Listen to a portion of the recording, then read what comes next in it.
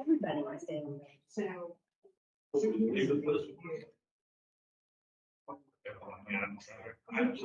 Well, it's just,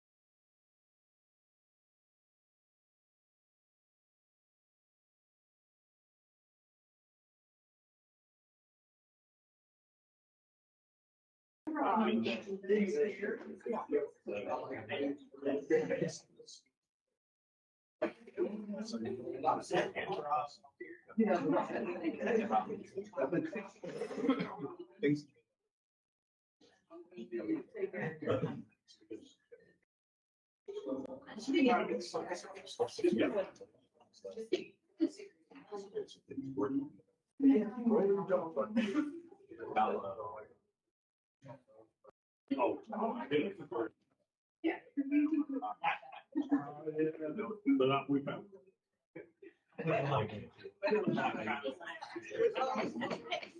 Good morning, everyone. Welcome back. Go ahead and call the meeting to order for retreat day 2. And quick announcement, Councilmember Gray will speak tied up to that what matter. And then you're here. Ready? Yeah. Morning, everyone. Great discussion yesterday, good information. With that, I'll go ahead and turn it over to. All right. Thank you, Mayor. Thank you, Mayor and Council, for showing up for day 2. Thank you to staff for also showing up for day 2. I know everybody's got a lot to do, but we appreciate the time and dedication to the discussion here. So with that said, we have another very busy agenda to keep on track with today. And we will start kind of high level. We've got a yard waste discussion. Then we'll move into transit priorities. We've got some downtown master plan, an Ask Apex discussion, council policy brainstorming discussion that we mentioned yesterday, talking about utility billing, finance perspective, and then we've got a pretty good activity related to capital projects and budget just going to be facilitated. So good day, diverse topics. With that, we will get started. I'm going to turn it over to John Mullis, our Director of Public Works. And he's given a large packet at your seats, which I think is for reference, right, John? We're not going to have that. We're not going through it all. Good morning, Manager Vosper, Mayor, council members. Thank you so much for the opportunity to come before you again this morning. Brandon Robertson, our solid waste manager, is going to be helping me with the presentation this morning. So with that, we're going to get started. A lot of our material that we're going to go over is correct guidance that you provided us over a series of 2 work sessions. And so we're going to provide the update that you requested on the operational efficiency of the town's current yard waste program. And we're going to recommend some changes and discuss results of pile sizes per neighborhood, ordinance revisions, program cost analysis, fee structure, and the capitalization model required for a full transition to a curbside collection program. So what we hope during the presentation that we'll receive your feedback and there'll be a willingness to support, fund, and implement proposed changes. So with that, before I get started, this is a lot of material. We're going to go fast and we're going to try to cover everything, but we will probably move a little faster on some of the data slides, but we can come back to that. But before I do that, this was a 2-year effort, 25 people involved in putting all this together. The data we have is unlike any other municipality is going to have because it was a custom designed program. We had folks from obviously solid waste, our field collection staff, our data department, our fleet services department, legal, who's here, thank you, Chris, administrative, and then stormwater, as well as our budget team. All of us came together to really hopefully deliver on what that you asked for during the work session. So I really want to thank them for doing that. A special thanks though to the data team, in particular, Melissa and Jesse, rock stars, and also our budget team. Thank you so much, because we had to do a lot of work in putting everything together to deliver on what you've asked for today. I'll let you refer to that in your packet. And this is a little bit more detail on the purpose. And so we did the 2-year evaluation, and the guidance to date is recommended ordinance revisions emphasizing education and enforcement. Your message was clear. We're about coaching for compliance. We're not about, the enforcement side. In fact, we hope that we have to use that very little, but there hasn't been teeth in the ordinance. So with that, we're going to correct that. You've asked to eliminate contractor provided yard waste piles. We think that's an excellent thing to do. You set a tentative threshold of 2 cubic yards, which is equivalent to the standard pickup size bed, to define excess yard lengths. That's one of those things you need to define. It'll either be 2 cubic yards and greater, or it'll be less. Field analysis, pile size, volume, and neighborhoods. That information is in your packet. The only thing we did not include in your packet, and we're happy to email the clerk if you asked for it. Councilmember Mahaffey and Bo Zigman had asked for know where the repeat occurrences are. The people who enjoy our services the most. We know who those folks are. We know what addresses they are. We can give you a detailed list of neighborhood streets, how many parcels on the street, and even to the exact address. So we didn't want to put that in the presentation, but we're happy to get you that information if you want. And then Councilmember Killingsworth had asked for about a timeline. I think maybe Councilmember Zipman too. I can't remember. That's about a timeline and location for convenience center. So we'll talk about that. So we're going to talk about field analysis, the challenges, the funding recommendations, and a path forward. With that, we'll start. I want you to just kind of focus on this area right here. 44% of our volume is grass, 34 leaves. These are collected by the same trucks, 8 months a year, 4 months a year. You do get a little bleed over in between the transition of leaves to grass, but this is the amount of miles that our vacuum trucks ran. Basically 5 of them. We do have a spare truck that will jump in and help during the leaf season. But anyway, then you get down here to, we use 2 staff to collect brush, and that's the tonnage. Or the tonnage is right here, and this is the 15% of the total volume, and chips. This one is the one that you really want to pay attention to, and honestly is the biggest problem in our current model and why we're so inefficient in collecting. Half of our staff is dedicated to chipping operations. And that's why I've got it down here. It's pretty much our status quo, but yet they only collect 10% of the volume. So half of our staff collects 10% of the volume. We have to run routes. We have to run by whether there's anything to collect or not. So we think we can do better. So, but I did want you to realize that is very important to know in this presentation. So this is not grass. Or leaves. This is exclusively what we're talking about in this part of the presentation is our piles, which is what direction we were given. So if you take 25,000 households, 52 weeks a year service, this is the amount of possible collection points. Down here is the total piles that we documented during this 1 year period. We do have data that went back, but for this presentation, we're using just the past year. Basically 3% of the possible collection points out of pile. You just really want to drill down. What's that mean? 10 a day of the big pile sizes of 2 cubic yards or greater, which is what we have as excess. And then you jump over here and you've got a little smaller category, but this is the number here, less than a pickup a cubic yard. And for reference, a yard waste card is a half of a cubic yard. This doesn't mean that these were all 100 a full yard. They were any combination up to it, if it was sticks or debris or something. So this tells us a lot. We pretty much, like we already knew it from talking to field staff, but this is pretty much the piles of non-grass piles, non-leaf piles. This is just like sticks.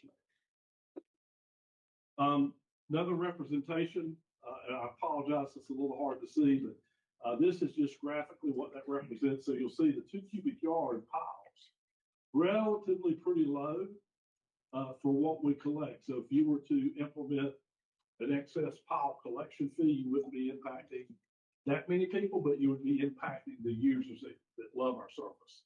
So pretty much one of the things you want to get to was making the system more equitable. Just a little bit of different view on this. This is the number of unique neighborhoods where a pile of this size was collected. So again, you'll see we had the 64, in this example in December, we had 64 unique neighborhoods that had pile sizes out. And again, all this is in your packet.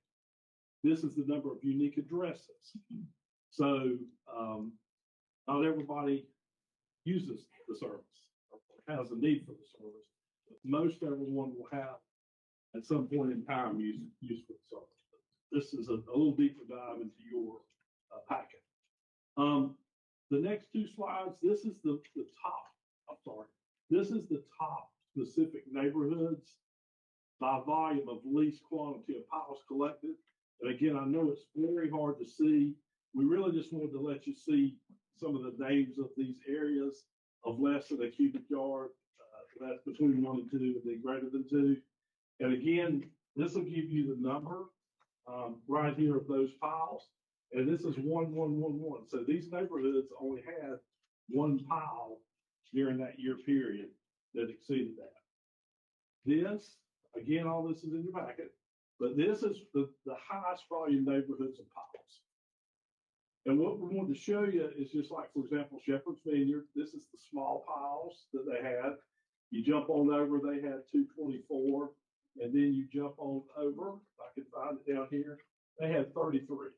So, and this is consistent across the board that we only have, I don't know, it varies, but 5% or so, plus or minus, of the piles in the neighborhood will be excess. So a lot to drill down. And then, as I mentioned at the beginning of the presentation, if you want to see the drill down by the street, we can provide that information. This is more or less what we refer to as the set out rate. This is not the piles collected, but we wanted to show, for example, in Haddon Hall, there's 516 households. Well, 16% of that household had used our service. So pretty much the set out rate.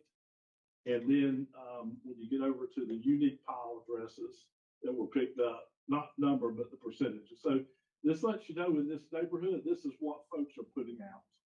And this is in your package split. There's kind of a lot to go through, but we were focused on the excess piles. You wanted to know where they were located. So we've done this heat map.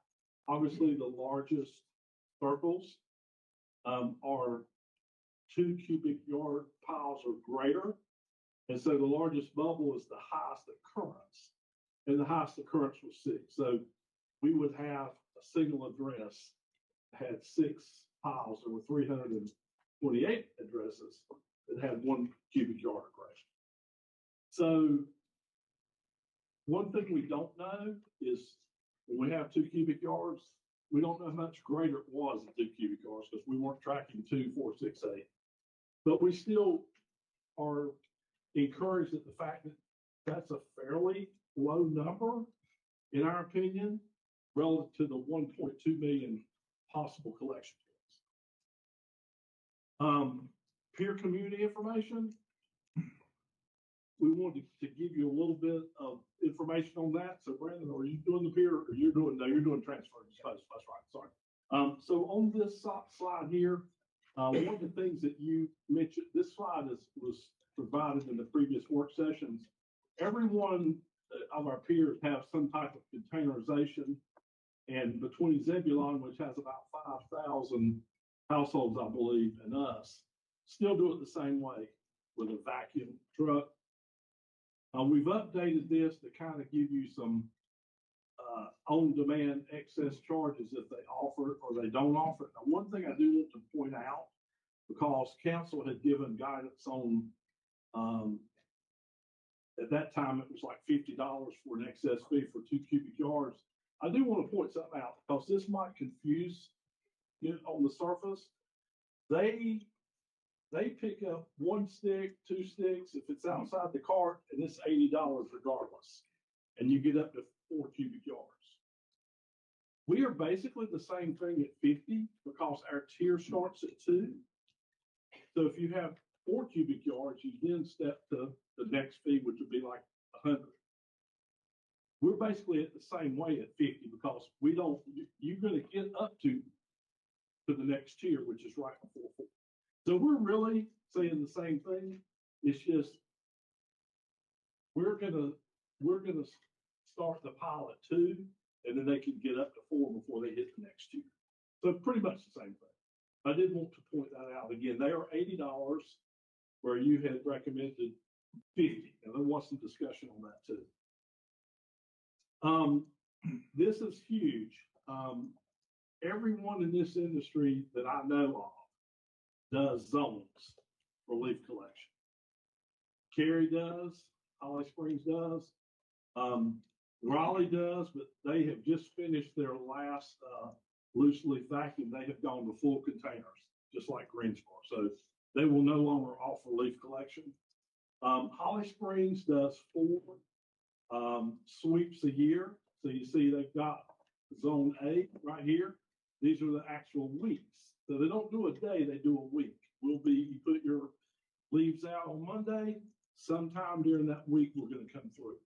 It's truly unrealistic to try to do daily collection of leaves. It's just a volume thing. It's a mathematical function. So we have never changed that model, but we think it's much easier to let residents know, hey, we'll be there this week, and then you'll cut down on a lot of complaints because people are just waiting for the leaf truck. And it's just unsustainable. So, again, Holly Springs does 4 sweeps. Cary does 3. Raleigh did 2, but they're now gone. So Cary's and Brandon spent 9 years in Cary and was 3rd in the lead of their solid waste team. So he's got the direct intel. So he said their goal is to do 2 sweeps by Christmas, to do a final sweep, after Christmas. And they deploy this amount of assets to do it. So big thing here is we are going to be recommending in a future slide that we adopt a leaf zone collection, and we've already prepared maps for that as well. Peer community ordinances. You asked for Holly Springs ordinance. This is a little bit about their ordinance. You have the full ordinance in your handout. And Chris helped us research that as well. But when we get to the ordinance section, I am going to ask Chris just to maybe speak a little bit about that. But we have the full ordinance in the pack. All right, I'm going to turn it over to Brandon. Now, one thing, we've got this one fixed right here. Yep, that's perfect.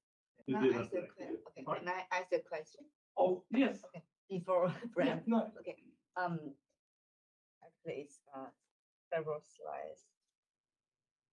slides. To the targets, yes. This one more? This one, okay. Okay. First one, do we have a base charge for each household? We have $783 as our base charge for all yard waste services. Okay, including townhomes, because they actually don't have yard waste. HOA, take care of everything. That's right. So Yeah. even for the townhomes, if they don't have yard waste. Yeah, so in Apex, it's only available yard waste services to residents who receive trash and recycling services. HOAs maintain their own common areas, so they would not be eligible to receive yard waste collection for the HOA, that part of the property. However, if they've got trash and recycling, they do have the service. So that answers your question. The reason I'm asking is, one resident reached out to me and asked, I live in, he said, I live in a townhome and Okay. I never had any yard waste, I don't need the service, Right. but I got charged Yes, each month. yes. Okay, Happy, and that's a common question that comes up in every discussion. Brandon is going to talk about what our yard waste fee covers. It isn't just that one card. okay, It's leaves. If there's a storm, we sweep the streets, but that comes out of the stormwater fund now. But there's more services than just your weekly trash, recycling, yard waste. So the base fee, if we pick, and no community does it mainly for a administrative burden of trying to who's in, who's out. You pretty much set a fee for the town and it's compulsory. But that's common. I don't want this, but they also, it's kind of like the roads, you pay for the roads as part of your taxes, fuel. So you may not drive, but then you might drive a lot. So it's one of those things that's really, it is common, but it's so difficult that users that did use the service would pay a higher fee if you had to try to adjust it. So that's more a administrative question, but that's kind of in the thumbnail. It's more about providing services other than just that. Okay, Brandon. Thank you. I would add to that real quick. I lived in a townhouse here in Apex for a little while, and our HOA did take care of, but we went above and beyond to take care of some of our own stuff and do some additional trimming. Put house plants out there and stuff. And also, I think the data shows that a lot of people potentially pay for the service, but our utilization is 100%. So That's right. Now, I will tell you in townhome communities, even, and I may have to lean on our data team, but even in these communities that are HOA, they put stuff out because they have a tree. Tree has a limb that falls, they put it out. And so they may use the service more than you realize. Okay, thank you. Good morning, everybody. So to John's point, as we're diving into kind of the yard waste program as a whole, you may be asking yourself how does the program work? So what I wanted to bring up is we kind of operate mostly under what we refer to as a hub and spoke model. So 78% of our yard waste is taken to what we refer to as a transfer facility, which can be seen down here and down here. And then the other 22% is hauled, direct hauled to the processor. Now, here in Apex, our two distinct business operations that we go through, and I'm sorry, this is a lot of information, just kind of hit the high points for each one of you. The main thing I wanted to draw your attention to here is we have an inbound curbside collection and an outbound disposal. So this picture right here shows when your truck is coming in, it dumps the carts at the curb, and we collect the material, and we put it into a truck, and then it's hauled to what's referred to as a transfer site or a disposal site. So material is dumped out of the truck, it's then loaded into a semi, and it's hauled to this proper disposal and processing site, which can be seen down here. This is an example of what a processing site can look like. So for our curbside collection, again, 78% of our waste is our biggest hurdle, to John's point that he, talked about earlier. So that's really, with it being a significant hurdle, it's because of, as you see here, local capacity with vendors. Most of the vendors, and we'll get into it on the next slide or two, but most of those vendors are few and far between. It's far to haul to. A big pain point with those vendors is that most of them don't want a long-term contract with any of their customers. That's a kind of a multi-factor reason. Most of the time it's with the state permit violations, the materials can change, materials can be contaminated, and if they receive a visit from NCDEQ, they can potentially be penalized. So that's a main thing. And since we rely, as you see here, entirely on third-party processors, it's a strain for disposal, it's costly, and hauling. Now, we'll get to this later in the presentation today as well, but the industry is trending, as you'll see here, with the removal of grass. We're going to talk about that more in the presentation today.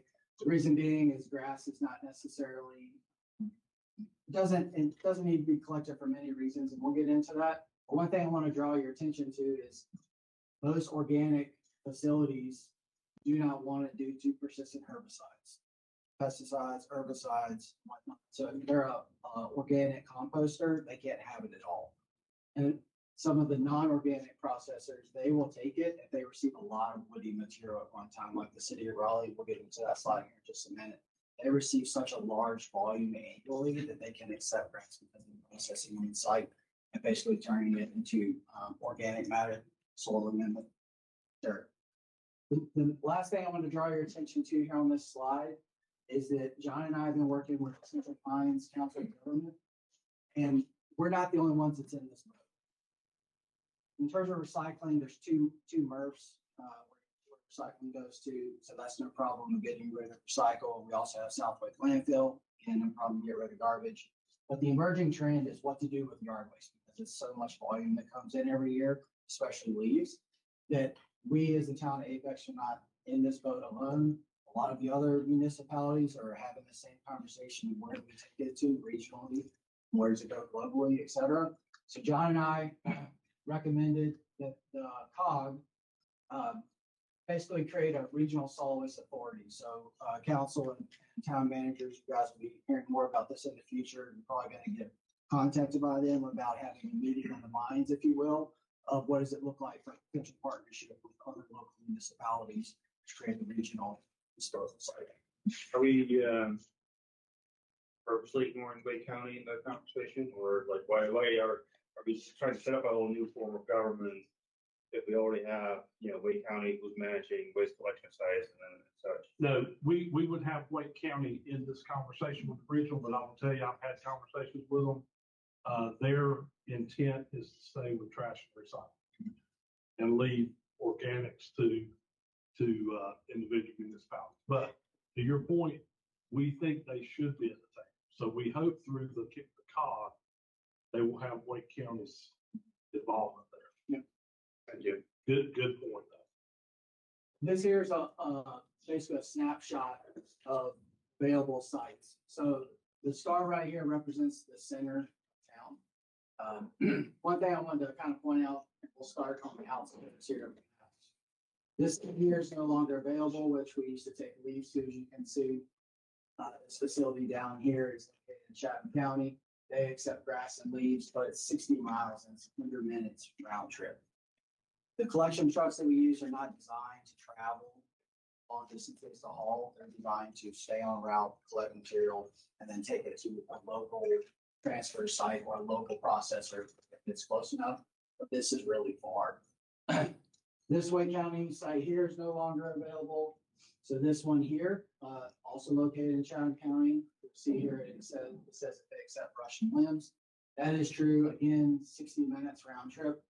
Problem with this site is they're already having capacity issues with other customers that they have. So again, the emerging trend of what to do with our yard waste, you'll see is a growing concern. This side up here in the north is where we currently take our brush and chips to. As you'll see here, 18 miles, 45-minute round trip. That's not so bad when we're up on the northern part of town that we can direct haul there. Again, that hub and spoke business model that we talked about earlier.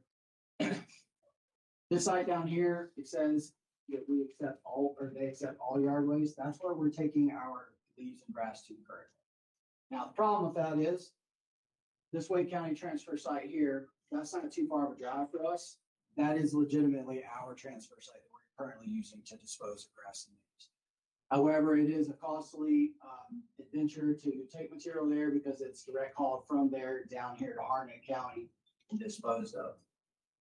This last one over here to the east, this is City of Raleigh, get their yard waste site, and we'll get to that on the next slide. We'll talk about that, but again, you'll see 60 miles, 90 minutes round trip. So everything is far and it's costly to haul this material. But back to that point, what's the site that's near the landfill? I thought. This one here? Right there. That is Greenway Waste, and all we do is use their land and drop. They don't do any processing on site. They're permitted to, but they're not processing yard waste. So Drop there and transfer. we it drop to Harnett? there and then transfer down the So line. field will be laced up down on and then pick it up later. That's- Yep, we're relying upon it. Yep. City of Raleigh Yard Waste Processing Center, I wanted to underline and highlight this. They have the capacity and the space and the staffing and the equipment to actually process the material. So this is their end all be all for their trucks to bring material to. If we were to go here, you'll see up here, it's $45 a ton tipping fee, with $25 a ton estimated hauling fee. So your all in is $70 a ton. And depending on the tractor trailer load, you're looking at about $1,200 to $1,500 a load. So that adds up really quick. Just to put things into perspective, with the local partnership of South Wake County landfill, it's $37 a ton. It's really cheap to go and dump material, trash that is at the landfill. But again, City of Raleigh, you can see down here on this map, this is, just Google Maps of how to say to get there. It is far. Problem with the City of Raleigh is they receive so much volume, not only from their city, but other municipalities as well, that they have been known to shut down due to their breakdowns of their equipment, or they're just overflowing with material and they just don't have enough staff to process it. So again, emerging trend of what to do with it, where to take it, where does it But what is the Harnett County site that we use to charge for this file? It's, Go back. You said down to Harnett County, all you're looking. you talking down here? Yeah. It ranges anywhere from 500 to, I think close to $675, something like that, tractor trailer load. And that's due to lack of scaling, that they have. Again, we're dropping material at this Wake County transfer site and it's being direct hauled down there, again, due to lack of scales. So they charge by the tractor trailer. They charge by the trailer load, not on weight, but what we do is an audit trail. We weigh outbound before we go. So the answer to your question depends, like if it's heavy, wet leaves or grass is heavier. But on average, it's about with Raleigh, it's about $45 a ton, roughly. But we do have that savings. And we are reliant upon this site here to get material down here just because it's so far. This here is our, you see here, temporary yard waste processing and transfer facility. So this is Perry Road. Town currently owns this property. I'd like to draw your attention to this corner down here. One thing I'd like to point out is that this is a temporary site that we have. We have applied for a special use permit, especially the yard waste notification site that says, hey, DEQ, we want to drop material here and then transfer it out from there. That way they are aware.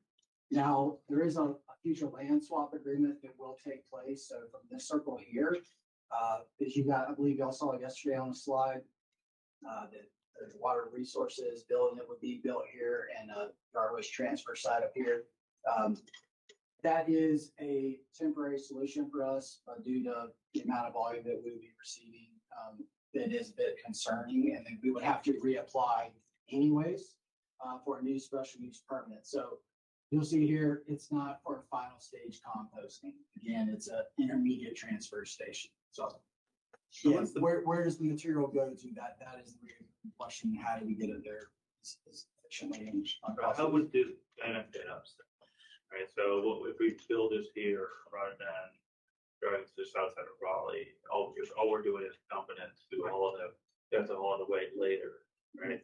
What is the benefit of having this station here? Because in my mind, this was more of a resident facility, right? If we're going to be limiting what we pick up, right? Residents need to have an option to drop off the access somewhere else. So that's kind of how I thought we had positioned this site. Right, what you're saying is like we're using it for general collection, dumping it, and then picking it up later, right? We already have that arrangement with, like that Terry just mentioned, right? That is fairly close to town as well. So I'm just not sure about what we're getting out of this anymore. We are limited. There's not a contract with the facility that we're using now, and they're limited to the loads that we have. So that's up in the air. It's not a guaranteed site. In other words, if we could use their site, it would be more cost effective potentially to use their site. They're only doing that. There's some nuances around that we can talk about. But the other reason is if you took the trucks that collect off, they wouldn't be in the field at all. You'd have to buy 4 or 5 more trucks because of the time you lose to truck the small 20 cubic yard trucks to Raleigh. So you have to have a transfer site for a town our size with the volume that we have. That's why we're getting ready to have our own facility, because we don't have a guaranteed transfer yard. So we're trying to position ourselves to keep the program going, because that is not a stable option right now.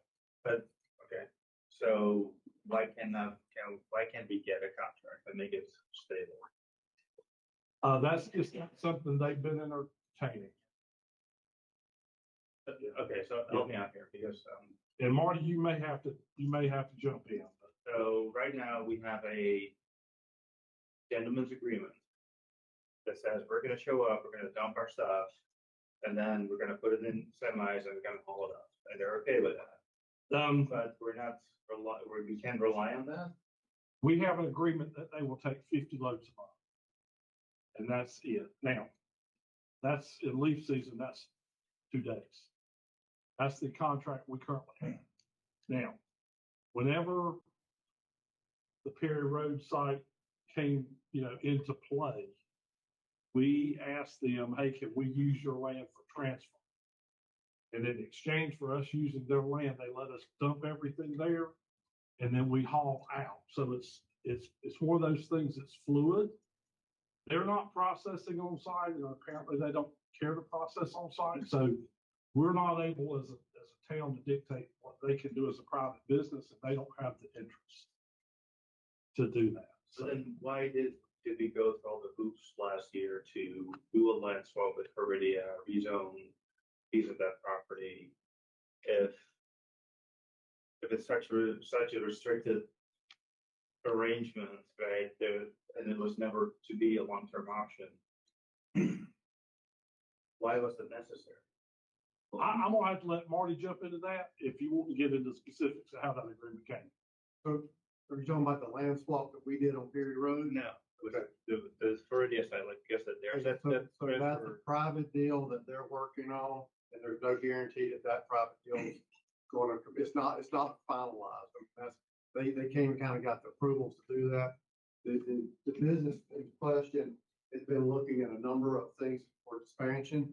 We don't know if they're going to expand. They're looking at expanding, but we don't control that. That's their decision. They're getting permits from the state. So whether or not that's going to move forward, we don't know. That was, yes, you are correct that when they came in discussions about doing their request, did talk about the potential for us to use our site in the future, but there's no guarantees. So in the 50 trucks that we have now ties back to a long-term agreement that we started with them back in 1991, I believe it was, where if you look in our ordinance, we actually sell them water. Our ordinance actually has an exception for anybody who will collect town yard waste, that we will provide them water at an in-town rate. We don't annex it. It's in our ordinance. So, and we have an agreement that they will take these truckloads. Obviously, our volume of waste now in 2026 is much different than 1991, and it's much larger than they ever expected. They're essentially out of room.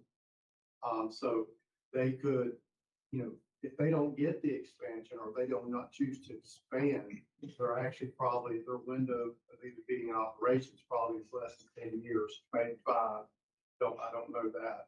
But there's a number of other things in play with the same company where they're looking at other business ventures and doing other stuff with the site as well. And so there's a lot of moving parts where right now they're currently doing a study to see if we would take their leachate, which is another reason they're probably being accommodating to us now in taking more truckloads than by contract. Because they would like for us to take the leachate so they don't have to haul it to the other side of Greensboro. But that ultimately is going to tie back to the pre-treatment and whether or not what the pre-treatment costs would be and what kind of stuff's in their leachate. So there's a lot of those. So there's all the moving parts.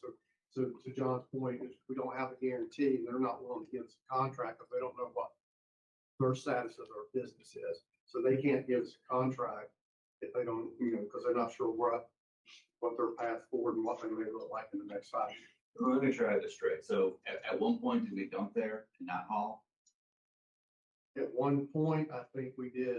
When did we start using it purely as a transfer haul to some other location? That would have been last year. And so we used to dump there, they got full, they said, okay, now you gotta. You may remember there was an interlocal agreement with Holly Springs that I helped negotiate with Holly Springs and Apex.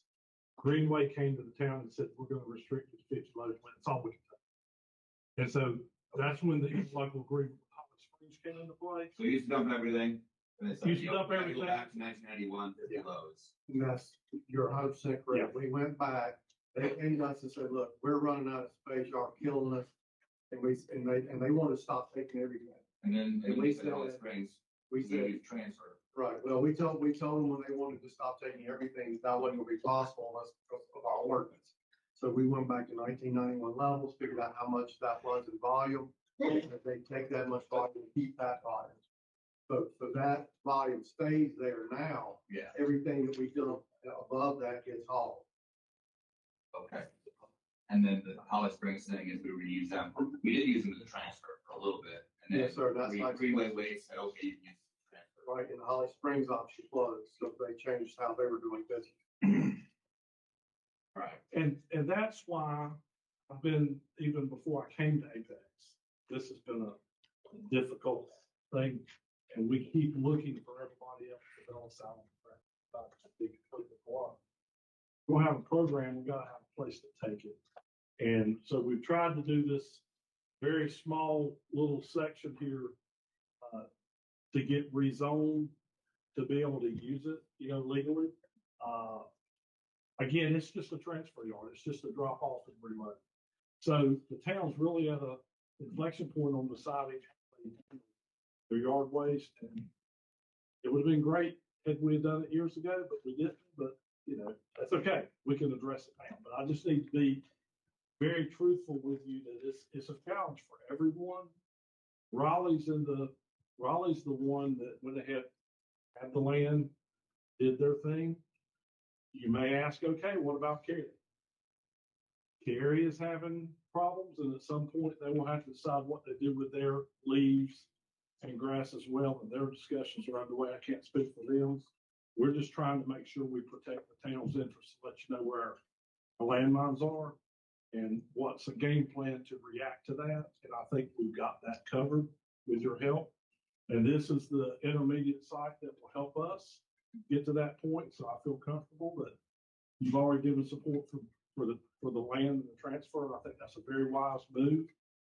We will still always look for less expensive options if we can, but keep, having land that we can do the hub and spoke, haul out semis, will be ideal. All right. On this, we're going to try to make up a little bit of time. So all this is in your packet, but this is your really, if you'll look at this and think of this as column A, column B, column C, column D, this is leaves and grass combined. This is exclusively chips. This is exclusively brush.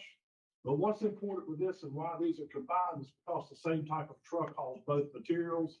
So we use leaf season, January, October, November, December. So train your eye to go to the color and you'll know that that's leaves. This is what we collect in the field. So this is the tonnages that each of the little small trucks collect. And this is the number of trips they do. So you can see how leaf season, it really blows up, so in that 4 months a year, which if you go back to the first slide, gives you your tonnage.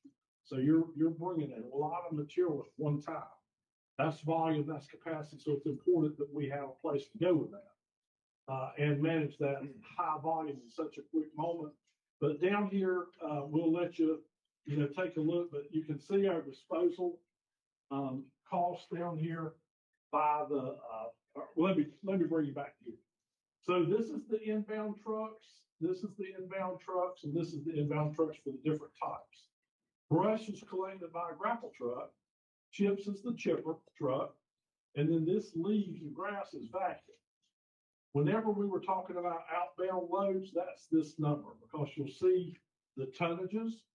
This is the average tons that the big trucks can haul out. And then this is the corresponding disposal cost. And you'll notice, higher volume is obviously higher disposal cost, but this will give you an idea when you've got time to take a look at what our true tonnages are and our costs are. It's all right there. Again, same thing. You'll see an increasing line here. And I do want to point out that you may notice, we have less disposal here in this year.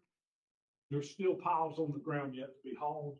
There is a slide in your handout that mentions disposal remaining. So anyway, this is accurate, but this is only actually what was hauled. But all that's in your packet. And again, those disposal costs were $0 up until. That's right. That's why 2023 was the first time we had to pay anything. you got it. You get rid. That's a very important point. Yes, so you get to the point of like what our recovery costs look like. We are real soon, hopefully. Go ahead, Brandon. All right, so is, to John's point, we do need to make up a little ground, so I'll quickly go through this. Councilmember Moon, to your point, in addition to the yard waste collection, the base fee covers these things that you see here. So this is operational needs for material recovery and transfer facilities such as processing, hauling, landfill tipping fees. Our seasonal things that we provide, such as loose leaf collection, the back trucks and Christmas tree collection, storm response. This is a big one. As you'll see here, trees down, whether it's snow event, ice event, hurricane, high winds, and whatnot. We respond to that without acquiring. Town event, this is also another big one. The amount of events that the town hosts a year, our staff provides trash and recycling collection along with PRCR to help provide a nice, clean, aesthetic, and sanitary town event. So for our current trucks, this is a snapshot of what we have. I would like to draw your attention right here. This is our newest set rear load truck. So thank you all for helping for us to get that. We did reduce one of our chipper truck combos here, so the rear loader replaced one of those. But this is the standard back trucks that you see rolling through your neighborhood, chipper truck combos, grapple trucks, to John's point, that handles all of our brush collection, small dump truck, and then this is our rear loader. We do have 15 staff that collect in the field, and we'll touch base on that in just a minute. Still 5 days a week. This is a snapshot of the entire town as a whole. Color coded, you can see here, this is the number of collection points or homes, if you will, for the 5 days a week. That's all over town, as you see here. More to come on this one. John, I think you're handling this. Yeah, I would take that. Thank you. Some of you may have remembered this picture here, which sparked a little bit of outrage. This is a real picture of what people have left for us. I don't think that's the spirit of your intent of your desire to pick up piles like this. And so that's why you came back to us after seeing this and after seeing this. In fact, the contractor is right there, still putting debris out when we snap this picture. Again, I think that's a little bit more than you typically would expect. And what happens is a lot of times people will hire contractors and they know Apex will leave it. They'll charge the resident whatever they charge and then still put it out for us to claim. This was like 2 or 3 grapple trucks. This one, I actually took this picture. I won't call the neighborhood, but anyway, this resident called me, wanting to know why we didn't pick this up. It's all intermingled. So, we talked with HR about injuries. When we're pulling this stuff out, limbs on top of limbs, or even when we're trying to grapple it, it's just, this is just not really ideal for what we do. But that, is probably 15, 16 cubic yards at least. So these are things that we're trying to eliminate, or at least if we pick it up, it meets our pre-collection. This we thought was interesting. This is a very small yard, and we don't think this amount of grass came out of this yard, and that car just happens to be sitting there. While that doesn't seem like a lot, that's probably a contractor, most likely. We see that quite a bit, where the pile doesn't match the yard. And we don't have a way to, to address that, but we will in the update ordinance. Equally as challenging, this is, I took both of these pictures. Complaint came in, you missed my stick. It's unbelievable. And we know that they pay their yard waste fee of $7.83, and we come every week. I understand that, but we really, our challenge is as much as low volume as it is high volume. This is typical. Right here, you see this is 2 bags, most likely, pile of grass. This is a pretty common combination where you'll see weeding material. A lot of people there's no grass in here at all. This is where they just weed it out. There's a few sticks in here. And then you'll see the pile, and again, very similar. This is very common. We will see a grass pile along with maybe they've weeded in their garden, and then, another pile of sticks. Now, I threw this in there because we are going to be talking about carts later. You could probably fit all of this material into one cart. Things do compact pretty well, but I just wanted to really convey this and let you know this is what we see typically. Very low volume. Big problem with our current collection method for grass especially. And I'm we- just gonna ask a question. Do you have a- Sorry. I'm putting you on the spot. No, I'm no, happy with just a ballpark. yeah, What percentage of your total number of pickups are those small pipes? about 80 to 90% small pipes. Okay, forgive me. No, I didn't we- split the percentage around. Because you've got 8 to 10%. Okay. You're fine. I just looked last I night didn't know to if there make was a sure. meeting. I didn't know if there was like how it looked. Yeah. On a, Honestly, that previous, this is so typical. that's the, This, is if you look down, I know it's not grass season yet, we know it's coming, but if you were to observe what we observed, you'll see it's very small, because the lot size is so small. Okay, this is you're welcome, thanks, Frank. This is very typical. This is a leaf truck. It was designed for leaves, and the way it vents is whenever that vacuum is coming up through, it has to escape. The filter system on these are designed for leaves, which doesn't, warm season grasses just vaporize when they hit that impeller, so you get this smoke flume, and you get this with warm season grasses. We're seeing this more and more. The road happened to be wet here, but you can see it's so fine, and all of our new neighborhoods have gone to the warm season grasses. It's just it's powder. It's almost powder. But we see more and more of that. But the thing here is just the complaints we get for, I had one lady that had just pressure washed her front porch and walkway and had seat cushions out, and it was the wrong time of the year. And, we got a complaint there, but it just is what it is. This is very troubling. You probably remember this slide from the last. This is how we pick up these pipes by hand. And this just happened to be, I was following the route and just snapped these pictures, years ago. But anyway, the part in the first slide I mentioned, because we have a driver who's in here with his brake on, and the person is getting out, our collector is picking out the pile. That's a lot of manual work, a lot of body work, but this is in the rain, because we have routes. This is in the rain, this is in extreme heat, this is in extreme colds. And on top of that, half of our staff is devoted to this. So we have 4 chipper crews, so that's 8 people. Our collection staff, 16.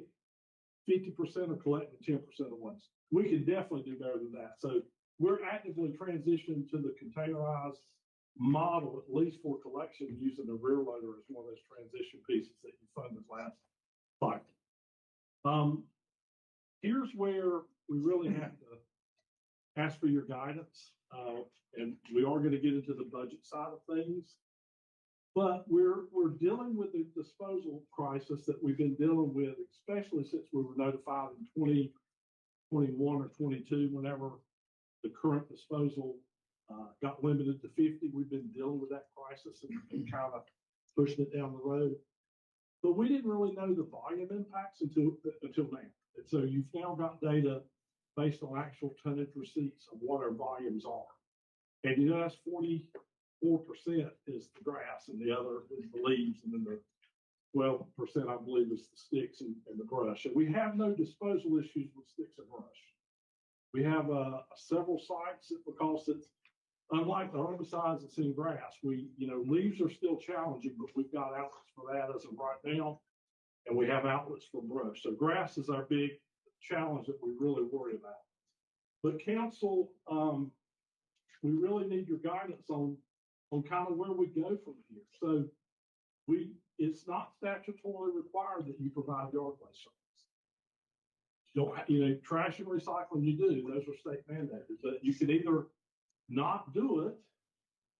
We can remain as we are doing now and kind of figure it out and get the rate where it has to be to keep doing what we're doing. Or we can, adapt and restructure, which is where we were guided to take you. And so we're going to proceed with this idea of what to do next. And so we'll keep on that path. Shocking, and I know politically, potentially unpopular, But scientifically and from our sustainability action plan, we're recommending the elimination of grass collection. Such a tonnage, we have a hard time getting rid of it. And there's no reason that really, Brandon has luckily a degree in turf grass science, but if you really look, the grass is about 80% water. If you mow it frequently as you should, it goes away. If you'll notice your neighbors who contract their yard to be mowed, they're not bagging the grass. They're blowing it into the grass. You'll see them blowing the driveways, but they are blowing. If they ever, and I've watched them, if you ever get a yard that maybe there was a rainy spell and it's kind of a little high, that blower is blowing it right back into the soil. So it's a sequestration, just like trees and leaves. It really goes back to the carbons are back into the soil for an amendment. And I'll let Brandon speak on this a little more. But here are examples of where these communities have already been facing what we are facing. And Durham County locally, they exclude grass from collection as the county. They have a curbside program. But here's a lot of others. I'll let you read on your own. But right here is the rationale. The grass is heavier, causing it to disproportionately spike tipping fees compared to other yard waste. And here's the thing from a sustainability point of view, it is what it is. Transporting all this weight is just unnecessary emissions, carbon footprint, and it really degrades in your home in like 2 days. And so it's just really hard to be hauling something that's best to leave in place. And Brandon and I did struggle with this to bring this forward. But we really, when we looked in the sustainability action plan was our main guidance. They just really quickly goes away. So we can have a discussion about that because that's really, challenging. But I do want to say this. Yes. What's that? Oh, you like this, man. Like, what are you doing? So here's the thing. We talk about equity. We think about 40% of the people put grass out. And if that's true, that means the 60% people are not putting it out, which means they're doing the right thing by leaving it in place. So it's the 40% we think roughly that are not grass cycling, that we want to grass cycle. The biggest challenge we think is grass is the problem, and we think it's going to continue to be an emerging problem from what we can tell from an industry's trend. So if it makes the most scientific sense and reasonable thinking to encourage people to grass cycle, as long as we can get rid of it, that's okay. But why would we still want to do it? Because of the carbon footprint, the emissions and everything. So we talk, I'm telling you, like to your point, why are you killing me over this? We just, all I can do is tell you that we think it's probably the best thing that we should do, tough decisions, but we think if 40% of the people are who we're really after, we need to work on encouraging them to follow an economic sustainable model, and we encourage them to grass cycle, and try to wean them off the process.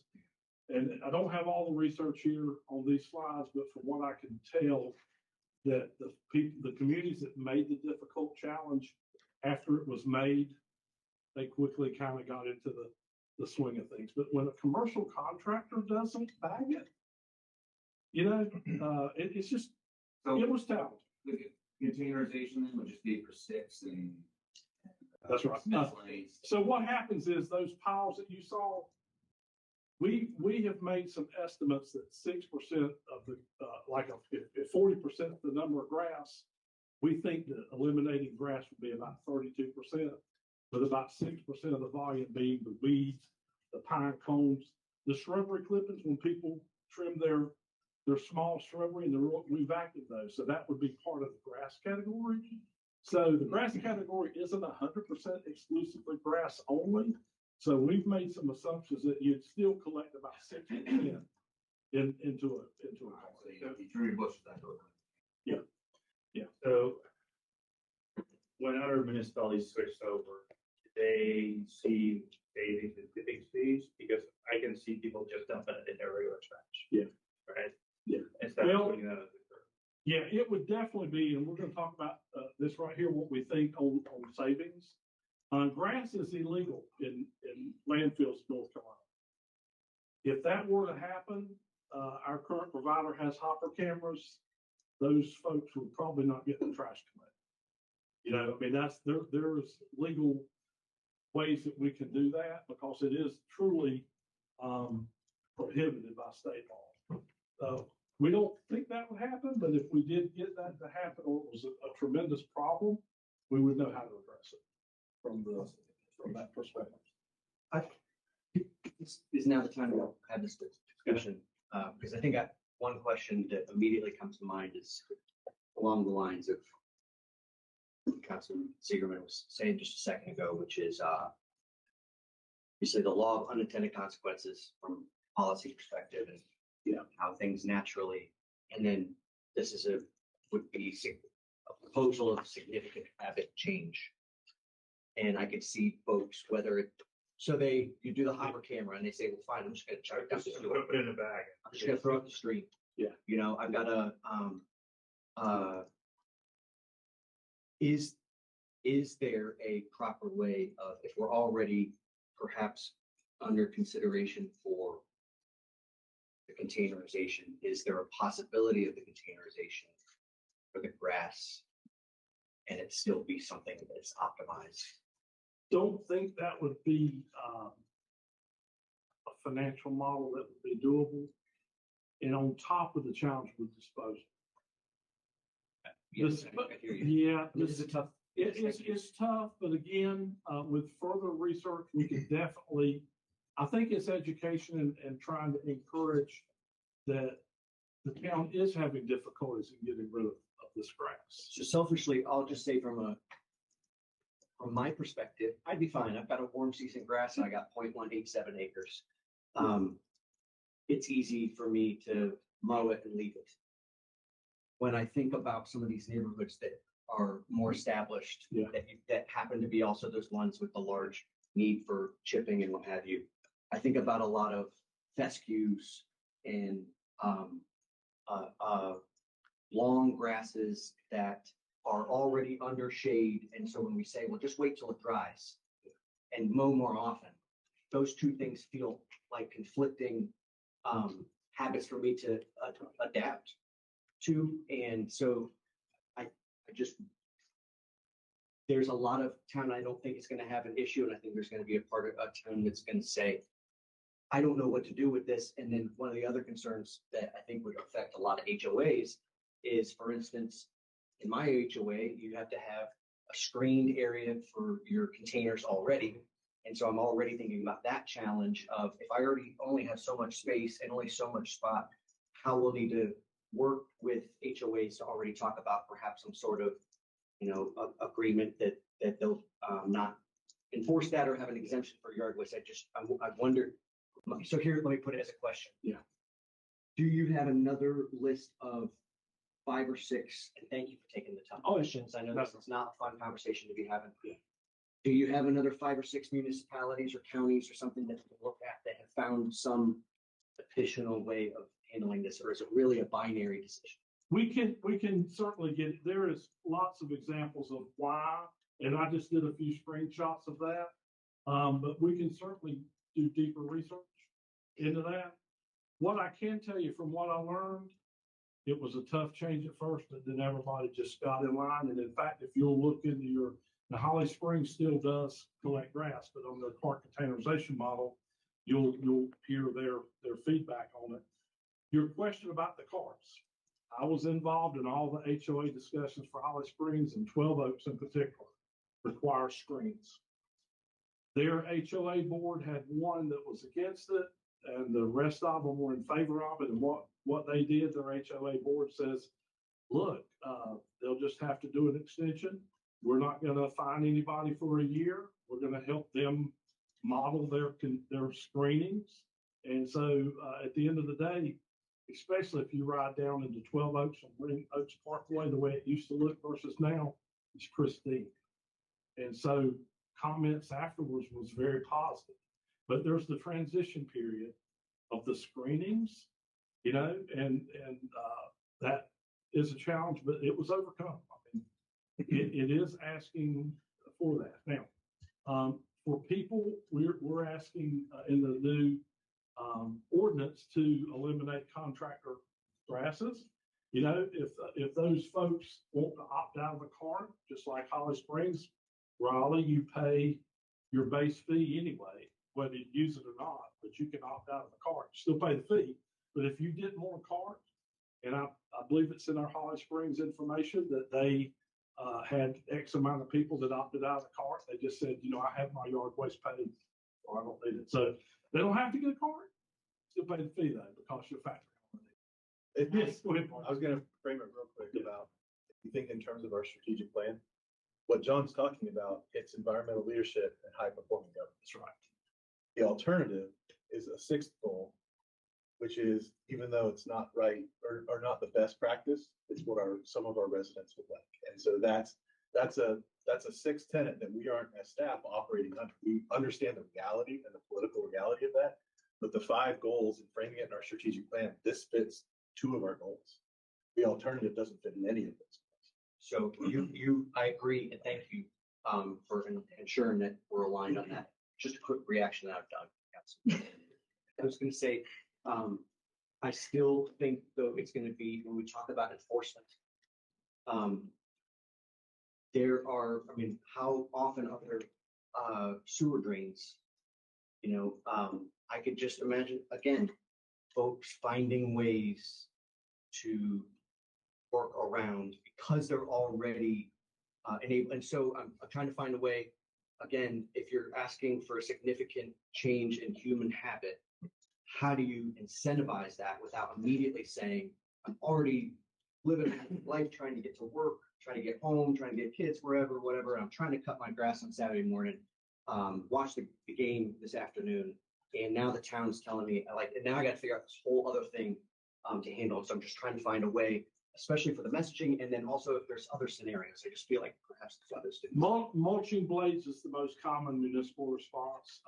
Some communities have offered mulching blades. The problem is they may be $70 a set, I think there's, if I may, with my educational background that I have and working 10 years at a golf course as an assistant superintendent, I have a lot of experience when it comes to this type of situation. I believe that education. So when you think about returning grass clippings back into the lawn, if you will, there's multiple benefits to that. Number one, you're back in the soil. It also returns, if you're spending money to put fertilizer in your yard, you're technically removing that fertilizer and losing money. So when you return the grass clippings back into the lawn, nitrogen and phosphorus, potassium, you're giving that back to your yard that you just spent money on. So you're not throwing away your money. Also, it's one for organic matter for the root zone, if you will, in the grass and other plants. And it also reduces time. You're not spending as much time with your yard work, bagging. You're likely familiar with neighborhoods well-established in Apex. And all I'm thinking about is if I drive through Shepherd's Vineyard with large established trees and a summer rain comes through, it's 3 days for that to dry out. So when we talk about, we're just going to put the clippings back in and everything's just going to, you're just talking about a mud pile in a lot of backyards across a good chunk of this town. Thank you. So two things on the larger yards. I have a fairly bigger yard. If you take those grass clippings and pile them up, and you keep putting them in the backside of your building back there where you can't see them, at the end of the summer, you go back there and you're looking for the pile, it's gone. I mean, it goes away fairly quickly. So if somebody has a large enough yard, they could basically compost themselves, that grass quite fairly. But the other thing I was gonna say, if we do containerization, if we go that route, then you have commingled grass and sticks in the same container. Not separate containers. No, that would be one, we're talking about one, they would have one container. all goes in the same container. Now we have to have a whole nother process down. We have to have a processing yard where we separate material, because nobody wants both materials. But that's the other elephant in the room. If you go to containerization and you have grass, you're going to contaminate. A grass container and everything else contained. You know, we're talking one container, because otherwise you got two. Our model would be one container. So then you got a processing issue where you got to separate. So that's the point I wanted to make, that's also a driver for why, if this is something that we chose to do, it has multiple benefits for sustainability and the environmental impact, but it also impacts our cost, because now it's not the cost just to get rid of it. We're going to containerization, we're going to separate it. I mean, listen, I think we all in this room understand the benefits and why this is a good thing, environmental point of view. I'm just concerned the next board that you get a year after you do this, you understand that. Yeah. Right, like, that's.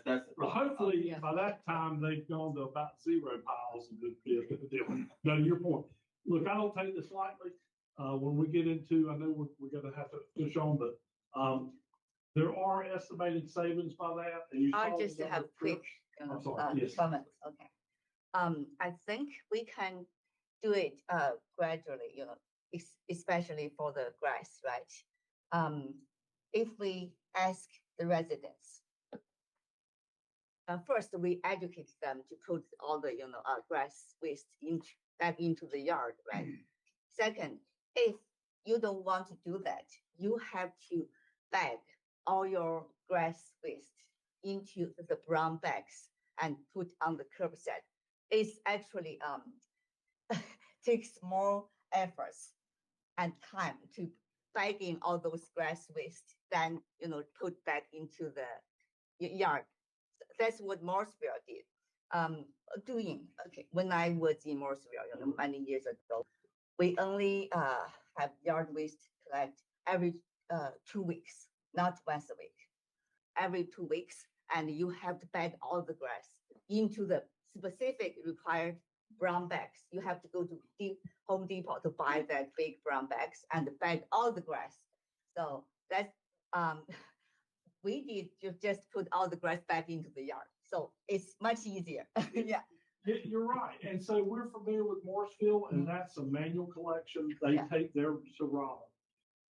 The type of collection you use is dependent on who takes it and how they take it. So, yeah. I do want to quickly, Yeah. I think we Yeah. had like 26. Yeah. Last Yeah, week. I agree. Next was not 40, right? Yeah. Yes, sir. We got to roll. Yeah. All right. So we're going to go ahead and get on over here. This is real important that we're going to get budget up here.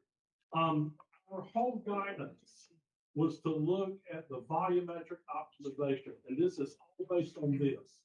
Follow the town of Apex sustainability plan. So everything we're recommending is fitting in this bucket.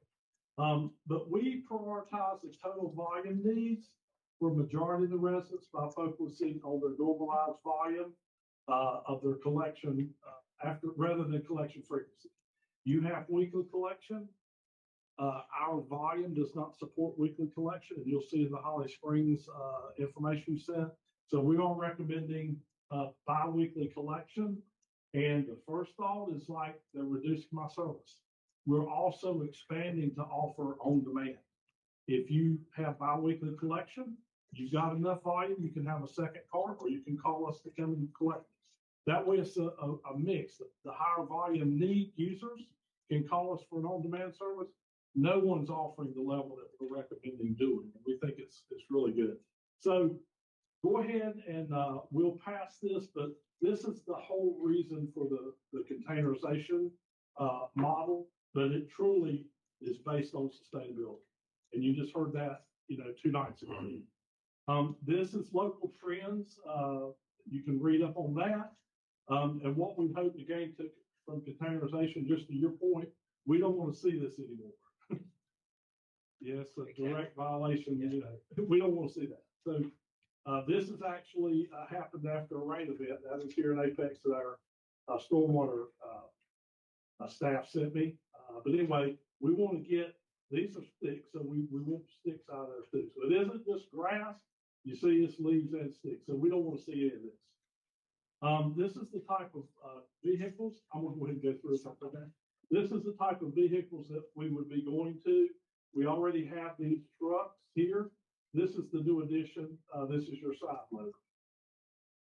And, the benefits are, unlike the two collectors grabbing stuff, you now would have it picked up as you would your trash and recycle. This is what we're recommending, a 4-day route schedule. The biggest advantage, and this is what Holly Springs, and other communities do, is the benefits of a 5-day week is you have a day to work on your trucks. Those arms are greased and need to have maintenance weekly.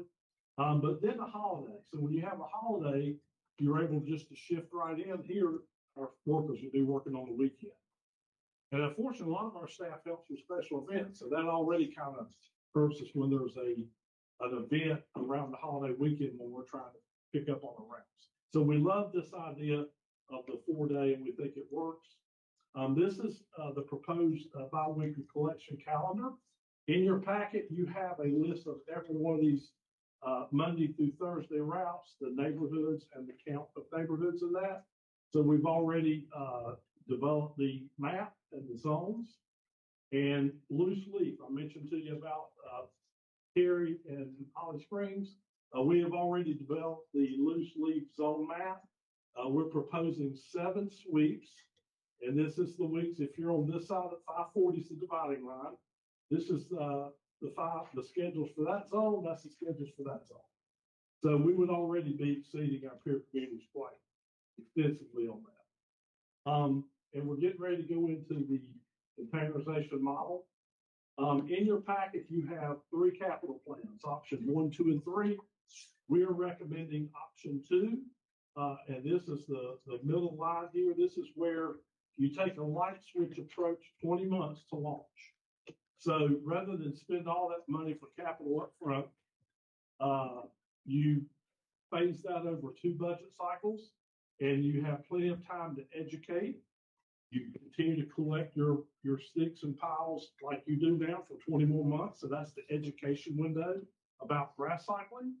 Because you can't get there fast enough. So we've got almost 2 years to get residents used to it, which we love that idea. And the benefit to the light switch approach is, the funding and the educational side. So we're proposing March 6, 2028 for that. Budget is going to get into the 3 options, but basically simply rip the Band-Aid off, spend all the money at one single cycle, and then you launch in about a year because you got to order equipment. That's at least a year. The third option is over a 3-year period. The problem, we don't like that. You'd have to do one half of 540 and the other half of 540 have to wait for the following year. We don't think that's going to be politically popular. So we really like the option 2. And so this is where the capital expense, and I've already addressed this with the car model launching in March 6th. And this is the capital requirement for that. And Mariah, if you want to go ahead and come on up.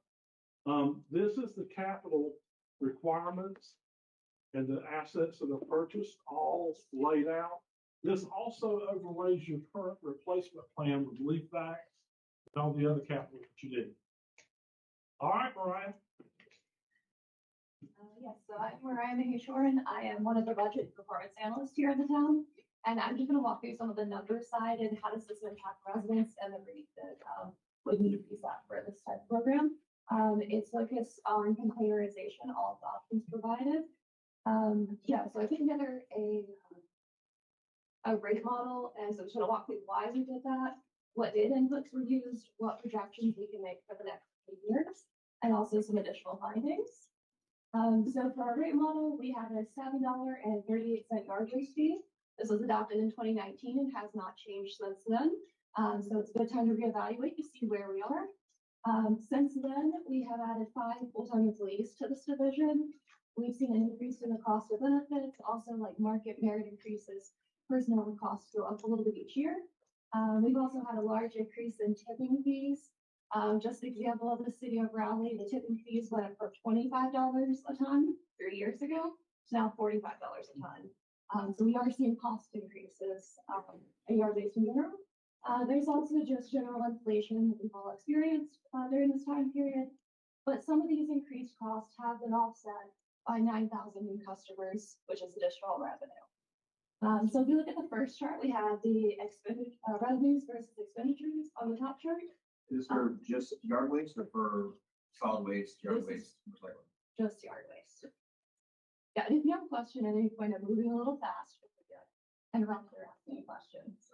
Which I'll leave it in. So revenue is in green, expenditures are in yellow, both have been growing, but we do see an outpacing of expenditures in recent years. The numbers down at the bottom, here, you see that they're green, from FY 2019 to FY 2023, meaning that we collected more revenue than expenditure. But you'll see in 2024 onward, we have more revenue, we have more expenditures than revenue. Where did that get? How's that get filled? Is it from the general fund, or is it from reserves, or is it from being subsidized by solid waste, or? Yes. all of the- Additional fund, revenue. And you'll see that we have had some deficits in, FY 24 through this fiscal year. But if you kind of look at it aggregately, over time, we have those surpluses, now we have those deficits.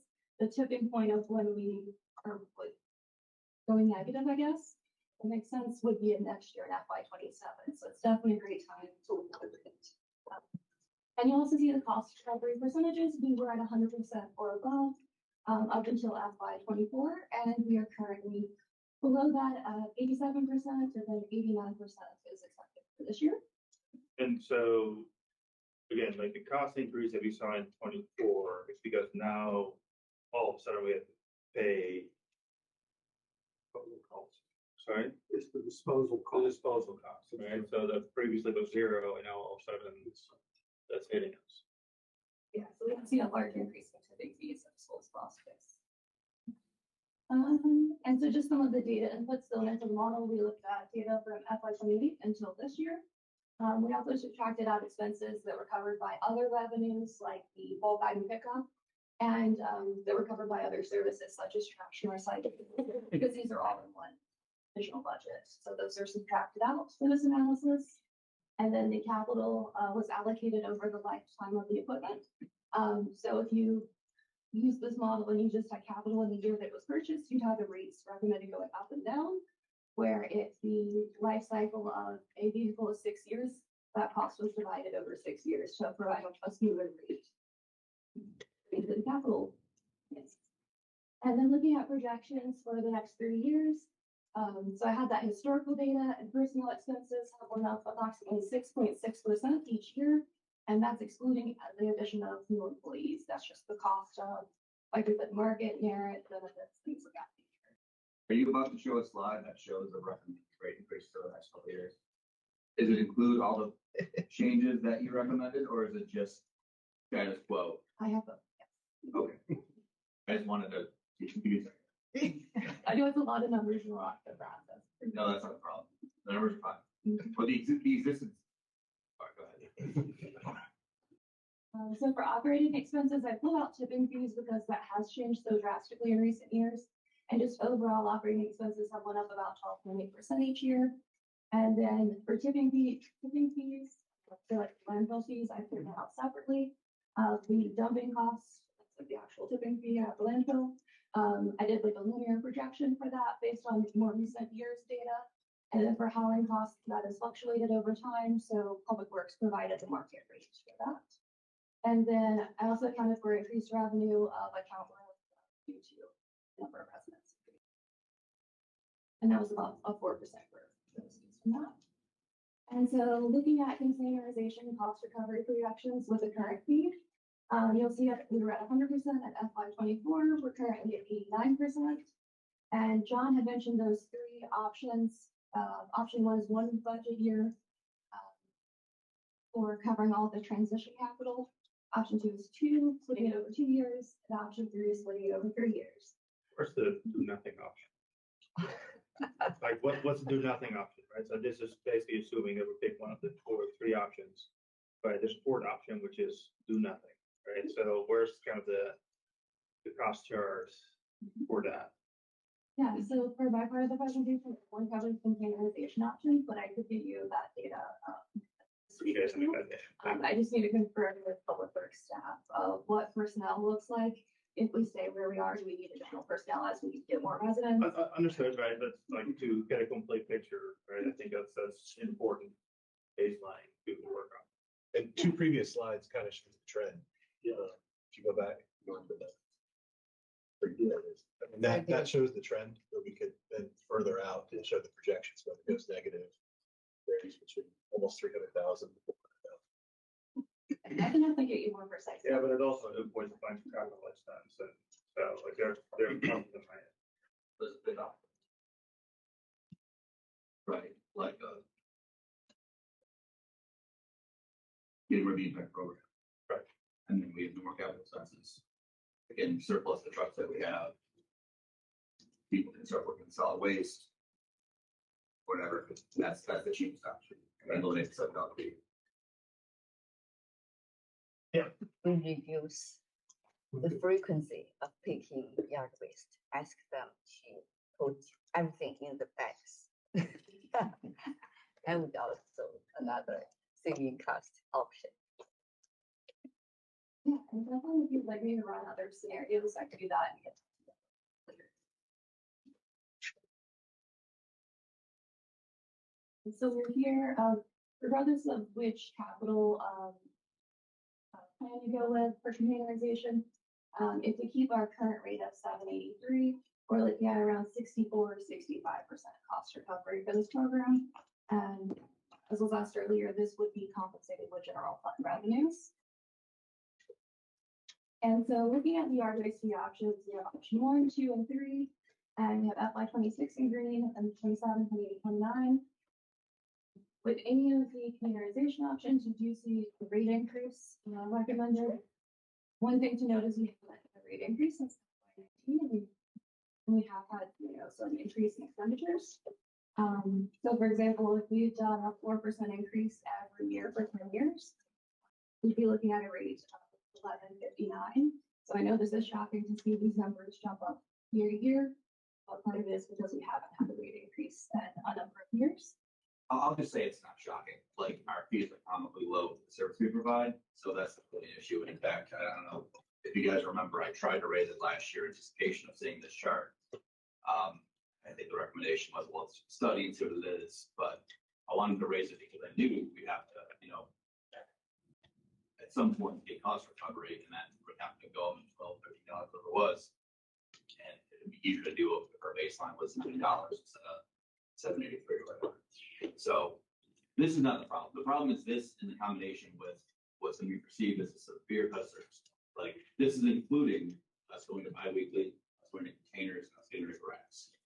And then also we're going to raise the fee by 50% over 3 years or 4 years. So this one actually, it includes grass. It doesn't include grass. It does include grass. I have another slide that takes that. Great. That's what I was Yeah, so option 2 is the one John was focused on earlier, and it has just a smoother transition than option 1 where you have a lot of that capital upfront.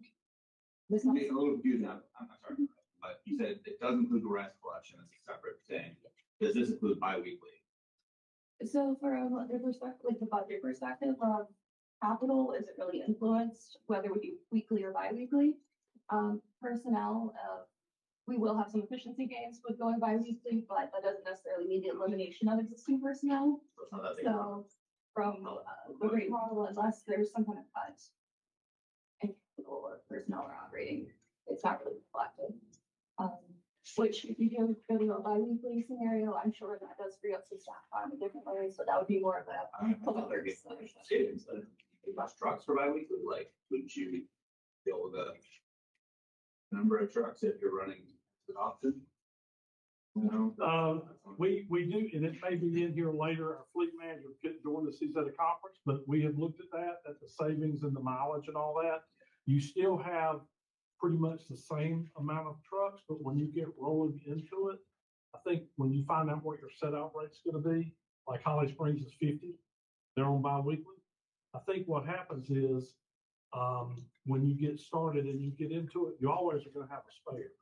But I think what happens is you don't have to grow as much based on your set out once you've got the model rolling. You kind of tweak it for efficiency. So yes, I mean, at the end of the day, you're able to get efficiency gains in growth of equipment because you got expansion, room for expansion. So we do know that there'll be gains by bi-weekly in lots of different ways. More cost avoiding. Right. Like, would you? Yes, and so I just gotta zoom in on option two, just to show what that annual increase would look like. We're looking at 251 for, moving into FY 27, and those increases moving the year go down, as the program becomes fully implemented. This is just to get to 100% cost recovery. Yes, these are slides with 100% cost recovery. And then, so for here, we have, if you look at the side, like where we have brackets, like the 1034, the 1169, and the 1203, those are the original numbers from the previous slide for option two. But this gives you some options of if different ordinances are adopted, how would that impact the rate? So the first one on top is green. That is the queue discontinued grass collection. That would reduce tipping fees. And that would impact the monthly rate next year by about 28 cents per resident per month. And then the next one is the yellow one, which is on-demand pickup. That's where residents can request an additional pickup for $50. And that reduces the monthly rate by. And the third one is if you have an additional pile fee. This is where it's more than 2 cubic yards, there's a $50 fee. It is estimated that that will reduce the rate by about 19 cents. So you can kind of see the difference in FY 27 between the original $10.34 and $9.79. And because we do have a rate model built out now, we can test different scenarios and different scenarios that are being explored as well. How would we charge an excess file fee? Like, so who's going to be kind of the arbiter to say this is excess and you have to pay, right? And how do we? We have that in here. We have a tagging system, which we use now for non-compliant piles. We actually have it in City Works. They take a picture now like if there's something blocking. So it's pretty easy really. And we're gonna obviously if it's borderline, you're probably gonna get 2.5 cubic yards before you ever start thinking about it. Normally it's an extreme. We're not gonna be trying to, it's gonna be to give us the ability for those people that really are like 3 cubic yards or what. You know, And so we have the ability. I mean, we haven't really talked about the contract, right? So because the next phone call we're gonna get is like, I got charged $50, right? Or we're gonna say, yeah, the excess file, I didn't put it there. Right? Contractor dumped it, or I had a contractor, cut down my trees, put it all on the street. Right, I was not aware of it. Right? So I understand the resident education piece and kind of the enforcement for residents, right? Because it's at their address, we can snap a picture, they just must be. But we cannot necessarily prove that, right? Contractors are still free to do whatever because they're not tagged to any of this stuff. So how we're gonna deal with enforcement fees? I know we had a discussion around last time that just came up, right? Especially on the contractor, because some of the pictures that you showed was not a resident cutting down the tree, right? This was a contractor behavior. And now what? It's very easy, and I've got legal here. The ordinance is if it's in front of your property, it's your waste. We deal with this every day now. We knock on the door, because we have to take it, we at least can enforce our free collection. When they have a stuff like that, I'm sorry, we can't collect because it violates a free collection. We don't view that. We think that would be far less frequent than the norm, but we already deal with that every day because we have such wild west on our pile. So we're already used to that, but if a contractor did it, in fact, in some of the piles, what I do now, I'll go and ask the resident, hey, did you hire a contractor? Well, could you ask them to come collect it? And believe it or not, maybe Half the time they do. Sometimes they're gone and we wind up getting it anyway.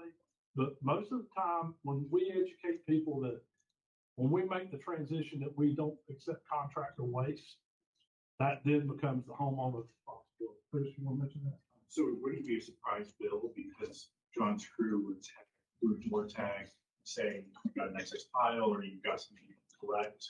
And then would offer them the ability to pay the excess fee to schedule it.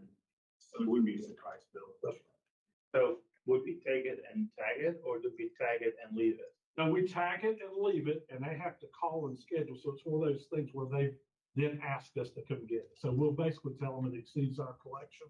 And we have the tag prepared. It's in a future slide. That's in your deck. Yep. But that's every day for us. We're already. Back to it. Yeah, and that was the last slide for Biden. Just one quick question. I know That's just okay. about that. It's 50% of your staff is committed to 8% of the overall volume. Sounds like those are those folks. I imagine that contractors are making up a healthy portion of that 8%. Do you feel like in your experience, you already have the anecdotal or perhaps data-driven findings on how to offer severe enforcement of that to cover some of those costs? Has that already been explored? Yeah, we're ready. Everything that we're presenting here, we're ready to launch all the whole deal. Yeah, so that was the July last. 1st. Last of my stuff. So, and I was talking about these different options, seeing different levels of enforcement, things like that. We can adjust this model year over year. So it's something we can use going forward, as we have more data, as these things are implemented, to give you a rate model for the upcoming year as well. And I'll turn it back over to. Thank you. And I know we're running close, Mayor. You say cut, I'll cut, but I'm gonna keep rolling real quick. All these slides are in your package. And basically here is what changes with what we're recommending on the free collection. And unless you have anything specific, Chris is available. We'll let him talk to you offline, but we do have the tagging system. So let me get to that. Here's how we do it now. You know, we already deliver carts. This is our cart delivery. This person is an education outreach person. And you see that little tag? This is the one that you may or may not have had on your door. You know, we have developed the tag for, hey, your pile was, not compliant. But look at this. We noticed your pile was not compliant for the following reasons. However, we were able to collect. I am about education. We are not wanting to use this as it's education. We're going to be probably getting 2 cubic yards, 4 cubic yards and educate these residents. But remember, we know who they are because we document the tag. We think it's about educating the community. And you know what? When they know they have to pay for a pile in Holly Springs, see, in Holly Springs, you always pay for piles. When we would leave a door knocker, at least 30% of the time, they managed to get rid of the pile. Most of them just put a pile a week out and they left the rest in the backyard. It's the contractors, it's the big, huge piles that we'd like to eliminate. And then if it's in a cart, the contractor's not going to have the cart because nothing's allowed on the street unless you want us to get it. So we have the tag. This is the system that we use. And then right here, and again, I would really, to Councilmember Happy's point earlier, I really would probably consider that a higher number. Again, Holly Springs is 80. You're almost getting up to 4 cubic yards for $50 because we don't go to the next tier. We go in 2 cubic yard increments. You might as well go ahead and front load this to where it's a higher pile already. But that's y'all's, discussion point. But if you implement that, I would recommend something else. Can you jump to the last slide, John? Yeah, I can. Real quick, Melissa's in the room, but this is how we bill. We already do bulk collection. You call, you schedule it, you collect it, you pay it. Okay. Grass cycle 250. You may remember at Earth Fest, we had already been promoting that.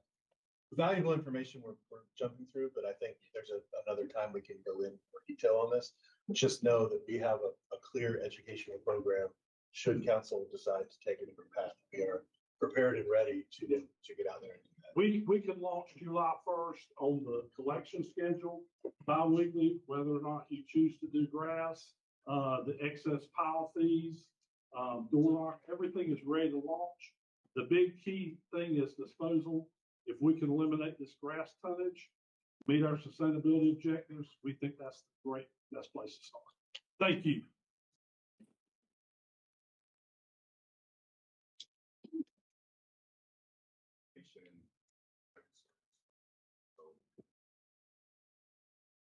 Yeah, so we would love any direction, and we can revisit it even during this retreat if everybody wants to digest.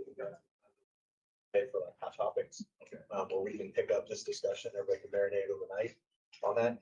I would think that from a budgetary standpoint, at a minimum, what we will recommend as staff is to look towards 100% cost coverage.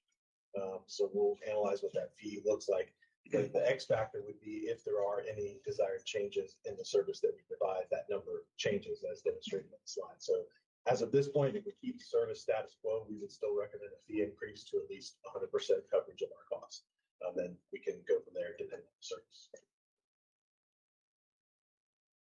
Watch video. All right, with that, we're gonna take a 10-minute break. So,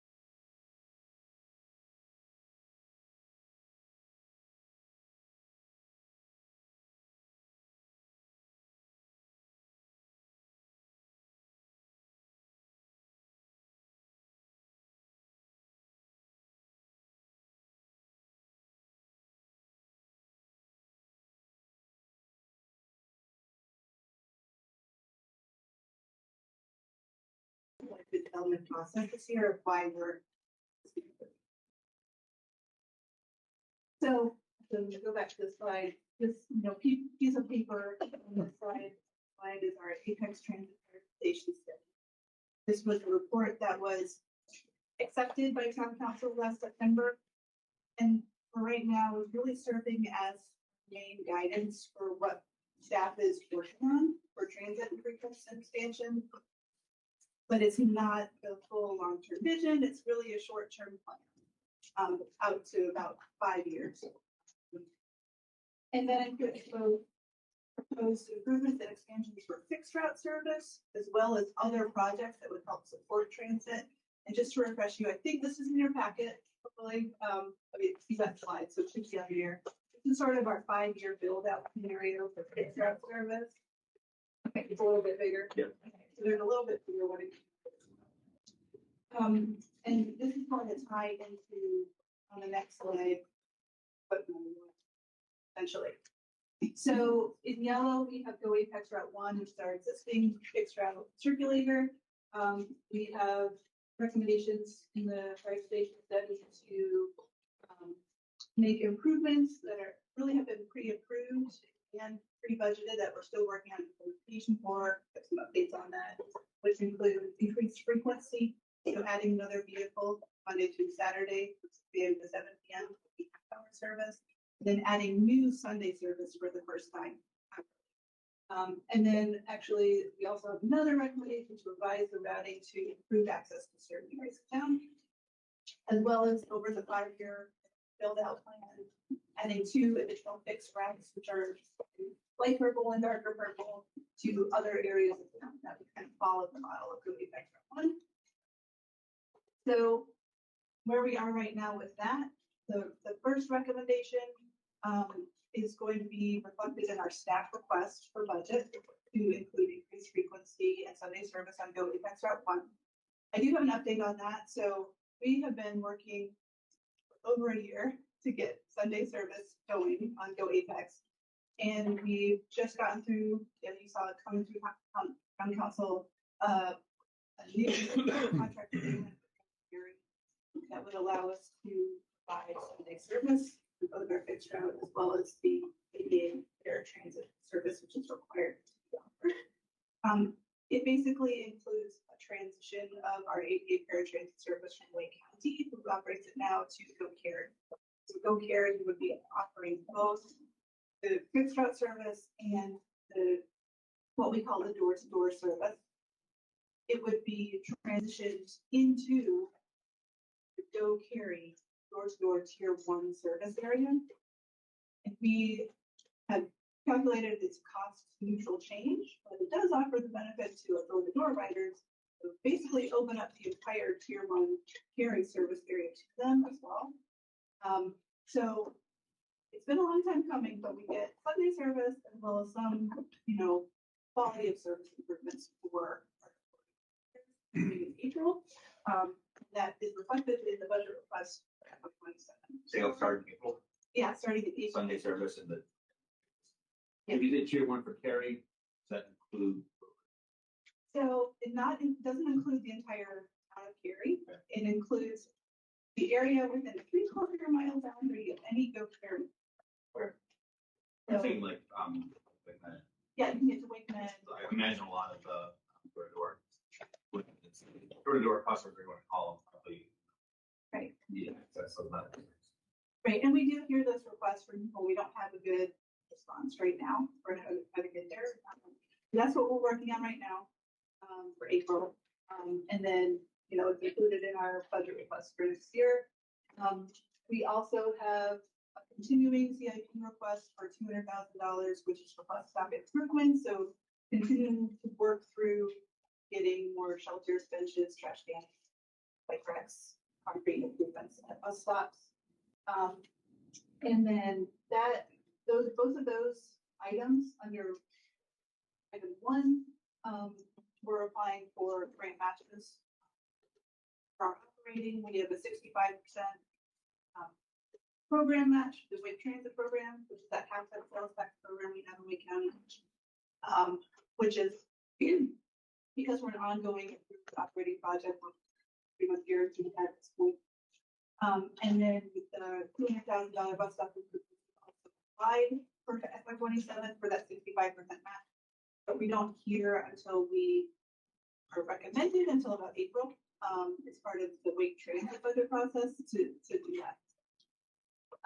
And then we also have put in a CIP request for a consolidated bus stop installation project to get going on our proposed route provisions for Route 1, as well as new bus stops for future routes 2 and 3.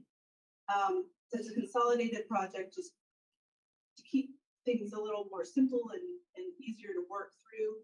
But it would probably take us a couple years to actually get it. But that we also applied for a matching.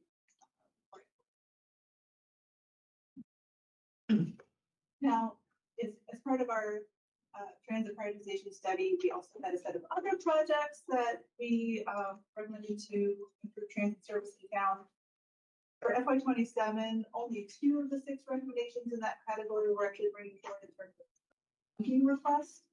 The first is a request for final design in FY 27, and then real estate and construction in future years for the downtown mobility hub phase 1.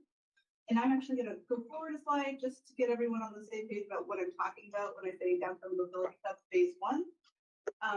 Earlier in 2025, Council also accepted another study called the Apex Mobility Hub Plan that puts forward concepts for a multimodal hub near downtown Apex. So we've got corner Moore and Salem Street here, and then the bottom part of the slide is actually the CSX right of way. That would allow a centralized location not only for transit service, but for possible future passenger rail and other connections. Phase 1, as outlined in that study, is essentially just a transit transfer area, not rail. But it would include things like parking lot improvements, layover spaces for bus routes, secured restroom, pedestrian improvements, things like that. And that's preliminary concept here, but to make that a reality, we need to go through final design first, and then go through the actual construction process. We requested funding for final design through the Wake Transit program, not the, well, actually, we requested both through the Big Wake Transit program, which would give us a 100% match, so no local match. And then as a backup, we also put in a request for the CFA program at a 65% match. Again, their budget process is going on at the same time as this. We're in the draft plan right now at 100%, so I feel pretty confident we'll get 100%. In future years, we will be continuing to advocate for 100% match for that as well, but can't make any guarantees about what we'll receive. And then we also have another item on here for planning study. So funding for about $100,000 for controlled med study to look at mobility solutions, primarily for seniors and those with disabilities who are outside the Go Apex service area. So this is a recommendation for the study. It's also something I hear there's a need for that. And we have also requested grant funding for that at 65% match. So just to go back, I've mentioned a lot of funding here. The highlight is that for transit projects, wherever possible, we're looking for matching grant funds for anything that we're doing. The primary source is the Wake Transit CFA program, which is the community funding area program, which is funding at a 65% program match, 35% local match for towns that aren't Raleigh here. And we've been very successful in the past, so we're continuing to use that program. And especially for capital projects, we've also looked to partner with other grant programs or town programs. So, we've used LAP for bus stop improvements and sidewalk projects. We've kind of partnered with Safe Routes to School on LAP projects. We partnered with Wake County on the CG funded project to bring bus up. So we're always working on those. And then also, we've been reporting our transit data to FTA, so the national database. And there's a lag on the reporting process, and just there we're signing on to a regional agreement to be able to actually help offset our operating costs with federal formula funding. It can kind of vary year to year, but that could actually help offset about in the near term about 10 to 50% of our operating costs, which is a good thing. And then local funding thus far has been covered with a $5 local option that APEX enabled. That was it adds a $5 fee to the motor vehicle registration fee that's restricted only to transit, and then the remainder from the general fund. And Mariah provided me this information at the bottom, which is just the amount that's come in over the past few years for that $5 restricted motor vehicle registration fee, which has helped offset our local match for transit. Will the Wake CFA program also be able to be utilized for the construction costs for the mobility hub on the last slide? It would be an eligible project. There are some considerations for that. The more money we ask for, the more competitive it can be. So we're also advocating, there's another kind of regional or countywide planning effort that includes provision for community transportation systems that we're going to request funding. Regardless that match? That's about 100. But that would also potentially apply to construction as well if we apply to more work. But Yeah, that's the goal. To not have to put in a local match for the hub. Because just to add a little more detail there, it is also envisioned to serve regional routes as well, not just local routes. So to go traffic routes, so that operationally could be use of it. Ask a question about the $5 local option. So the $250,000 to $300,000 is what we currently register as revenue from that. Yes, yeah. That seems low. So there's a total $30 fee. The $5 is only the transit restricted, and I Right. think there's another $5 or $10 that's also local. That's not transit. So if we assume 25,000 households, that only comes down to, well, comes down to about $2. All right, I'll put no. Yeah. I'm good. I don't know the math. That's my own question. It just seems like we would have more cars in town, but it's kind of based on two vehicles on average per household, which probably fair.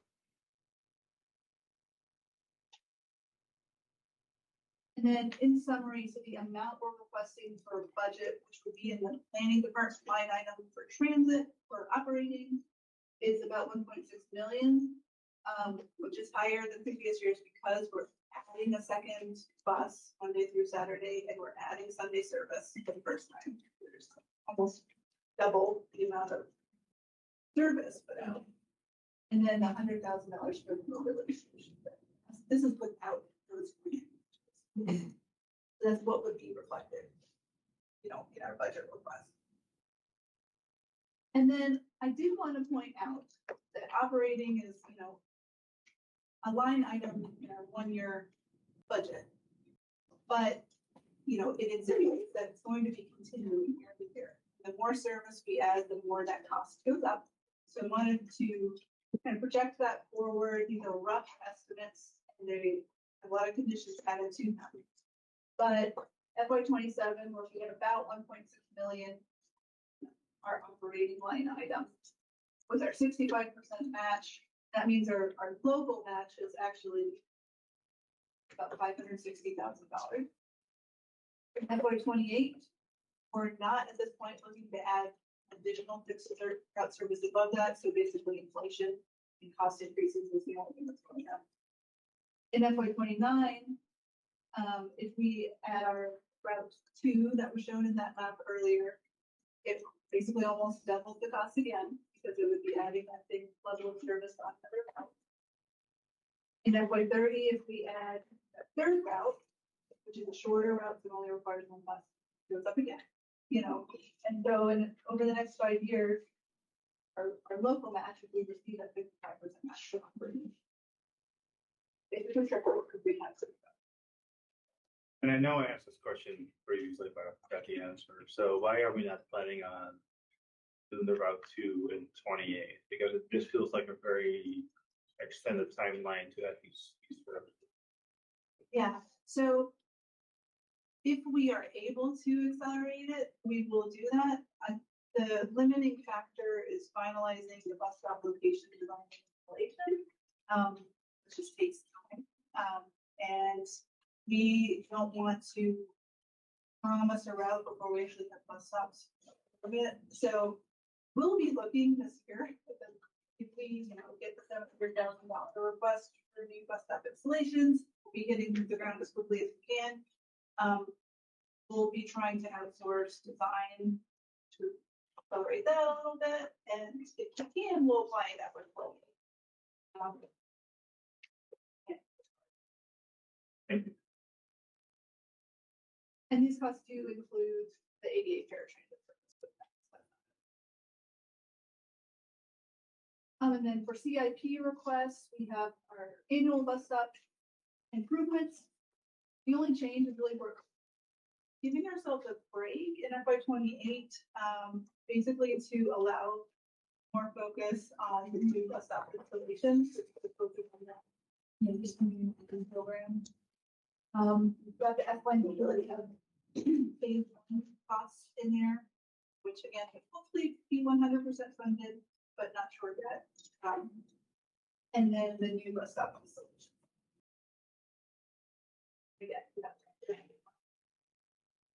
So I had a couple slides of opportunities, risks, and considerations, but these are all really just considerations that we're submitted through. Part of the reason we're trying to build out our system is because there is a growing benefit of a growing regional network that we can tap into for transit accessibility, get people to and from effects in other places. For about 10 years now, we've had the Wake Transit program, which is at half-cent sales tax. Durham and Orange also have a dedicated half-cent transit sales tax. And we're finally starting to see some of the bigger projects come to fruition in the next few years. So Cary is working on a large multimodal center in downtown that's expected to be built in the next 5 years. The Triangle is building a large, they're calling it a Triangle Mobility Hub, RTP, that allows for more capacity in stations. Raleigh BRT projects are getting off the ground now, and within the next 5 years, we're expecting Western BRT to connect downtown Cary and downtown Raleigh, speeding up service between those places, which strengthens the network. And even this year, we're anticipating by August that we're going to have another fixed route serving Apex. So we'll have Go Cary Route 9, which started in November, which provides half-hour service all day, every day, to be back to downtown Cary. Go Triangle Route 305, which will provide hourly service not only to downtown Raleigh, but hourly service for Hollow Springs, moving down to the hospital. And the return of Go Triangle Route 311, which will provide hourly service to RT. We don't have that. So the more connections we can make to those regional services, the more utility. We also have a lower match coming up this year for the CFA program. We have been operating on a 50% match. Apex advocated for a reduced match along with some other CFAs, and we will have 35% match. 50% would be our local dollars buy us more benefit. And people in Apex are already paying in that half-cent sales tax, so it means more of the money we're paying in potentially coming back to Apex. And then just wanted to put in, I know I'm trying to do this earlier, but transit really supports and is supported by a lot of our vehicles in town. It provides access, it provides potential network efficiencies, that can't really do the other way. And contributes to our local economy, getting people to jobs. Some risks. I do want to point out that the CFA program that we have been relying on is a competitive program, and there is a limit to the amount of funding that is available. So we've been very successful in the past getting this funding, but there is no guarantee that we will absolutely receive it when we ask for it.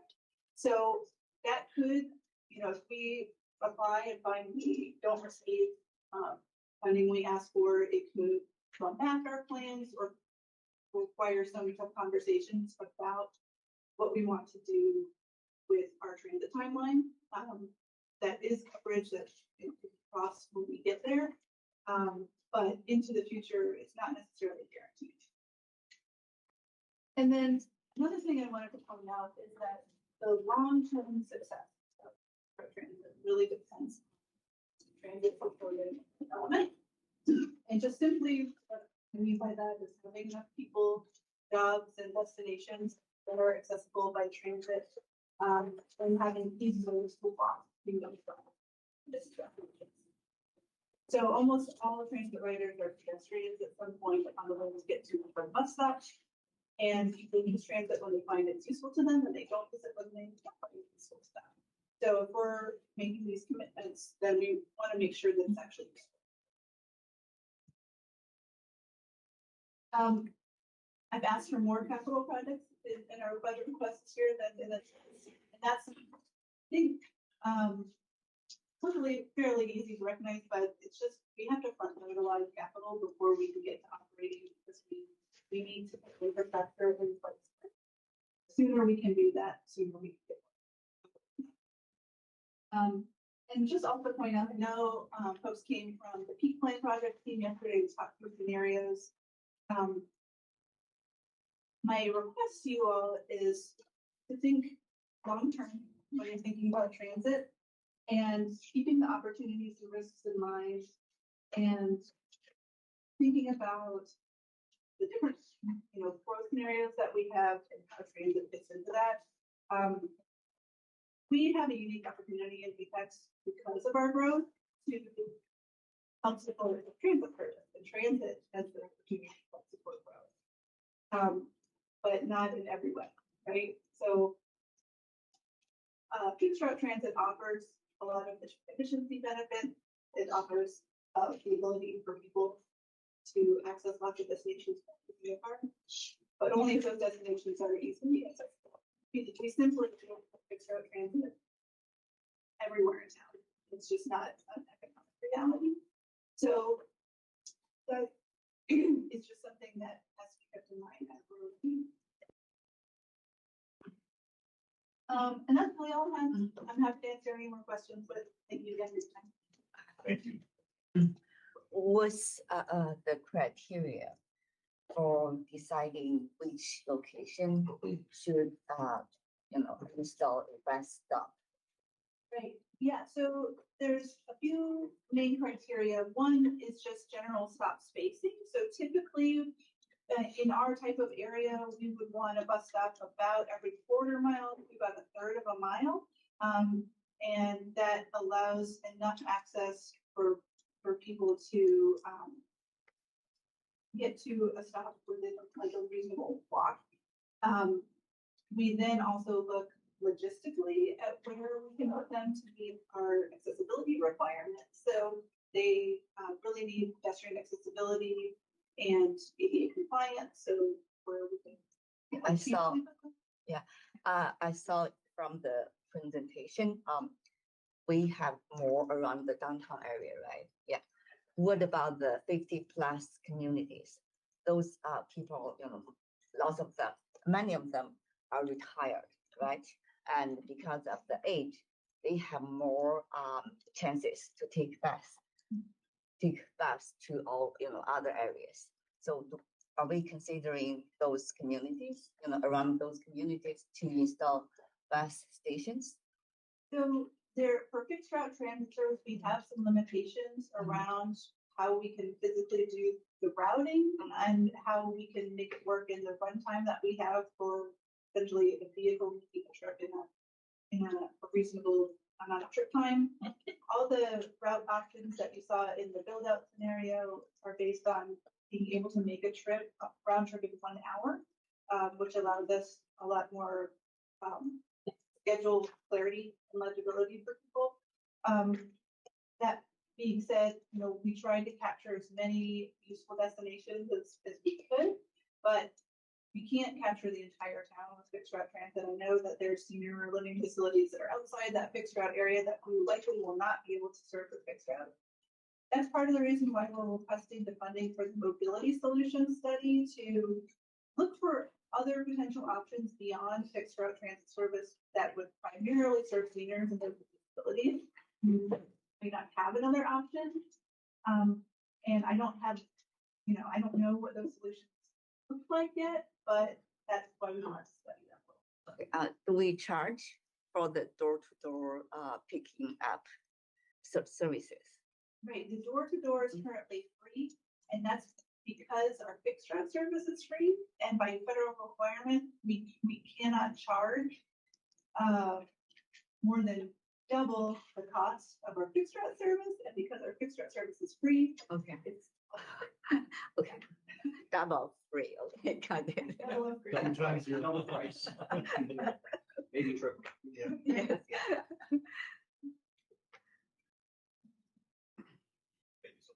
Yes. Thank you. Yeah. All right, ready to keep rolling? Okay, as Chris come up, we're gonna dive into phase 3 downtown, and then there was a pending during this discussion related to the streetscape expansion that we could do at the end. Chris doesn't come.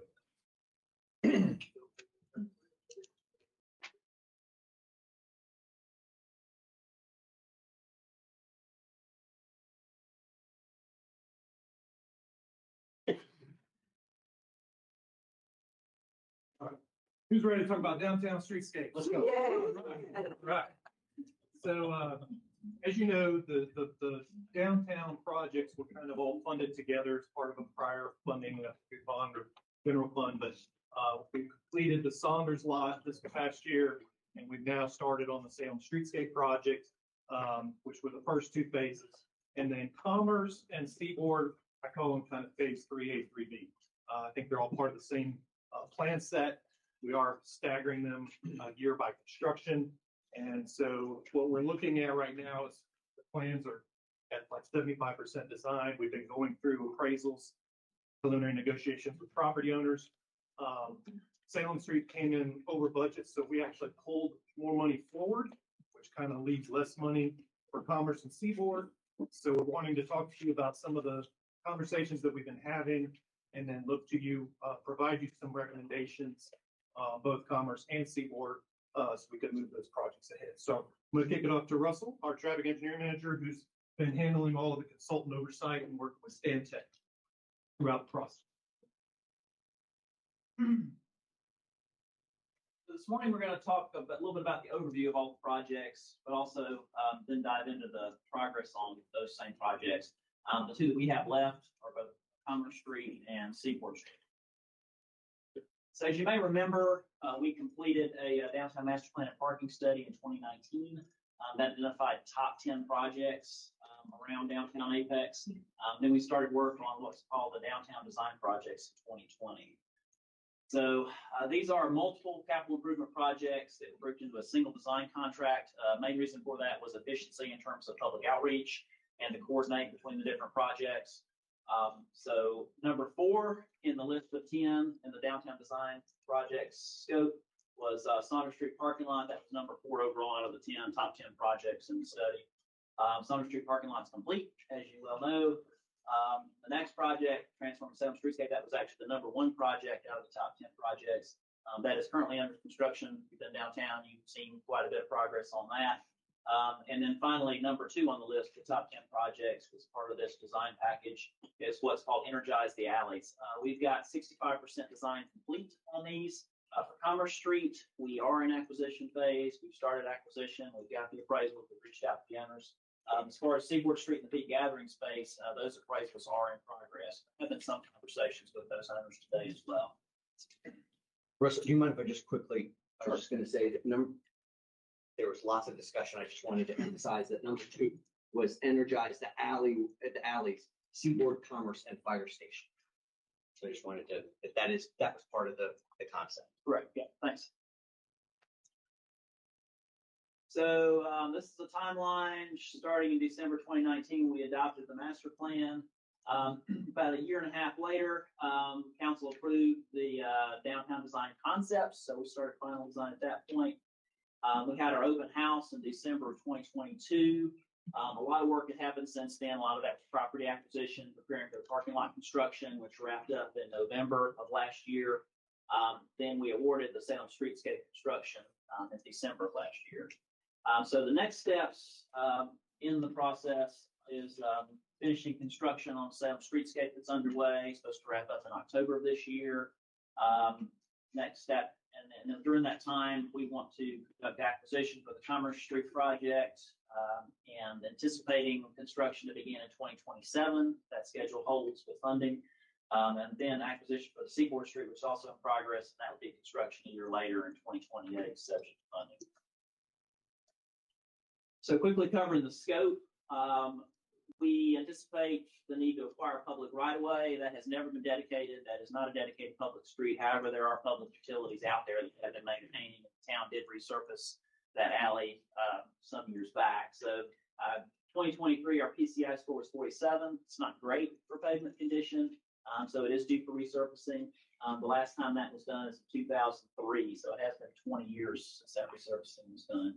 Another part of the scope is to acquire temporary construction easements and replace that public water line and private water services. That water line was installed in 1975. It's not in urgent need of replacement. If we resurface the alley, the idea was we would want to replace that water line prior to resurfacing the alley, so that doesn't have to be torn up later. But at this time, if we don't resurface the alley, that water line will remain in place. Also, we would acquire permanent easements for conversion to public parking in hardscape at the north end of the alley. There were 3 parcels there, and also the 4th parcel, the town's parcel, where we proposed a row of parking, which I'll show you here in a minute. We have run into some concerns by those 3 private parcel owners where they currently park vehicles and they have the ability to park privately there on their lot. So we would be taking that property, converting it to public. They could still park there, but it would be first come, first serve. And the town also might consider time of day restrictions or other things, parking spaces that might be problematic for them in the future. So the loss of that parking is a concern, and also future building expansion. There's enough area back there where potentially they could expand those buildings. There are lots of complexities with that with the historic downtown district, but there is that potential where they could expand in the future. And if we put hardscape and parking there, they wouldn't be able to expand those buildings. I hear what you're saying. That last resurfacing in 2003, is that public? Did we do that? We did How that. do we do that if private? Don't know. Okay. So a lot of times we've been maintaining it for a long period of time, but Yeah, what happens in a lot of downtown areas that things have just kind of developed over time where public infrastructure has been put in place and it's never been formally dedicated. So, I mean, it's just, they weren't always dotting their I's and crossing their T's back in the day. We've been maintaining this alley for how many years? Decades and decades. Are we gonna get into our discussion about acquiring that right away?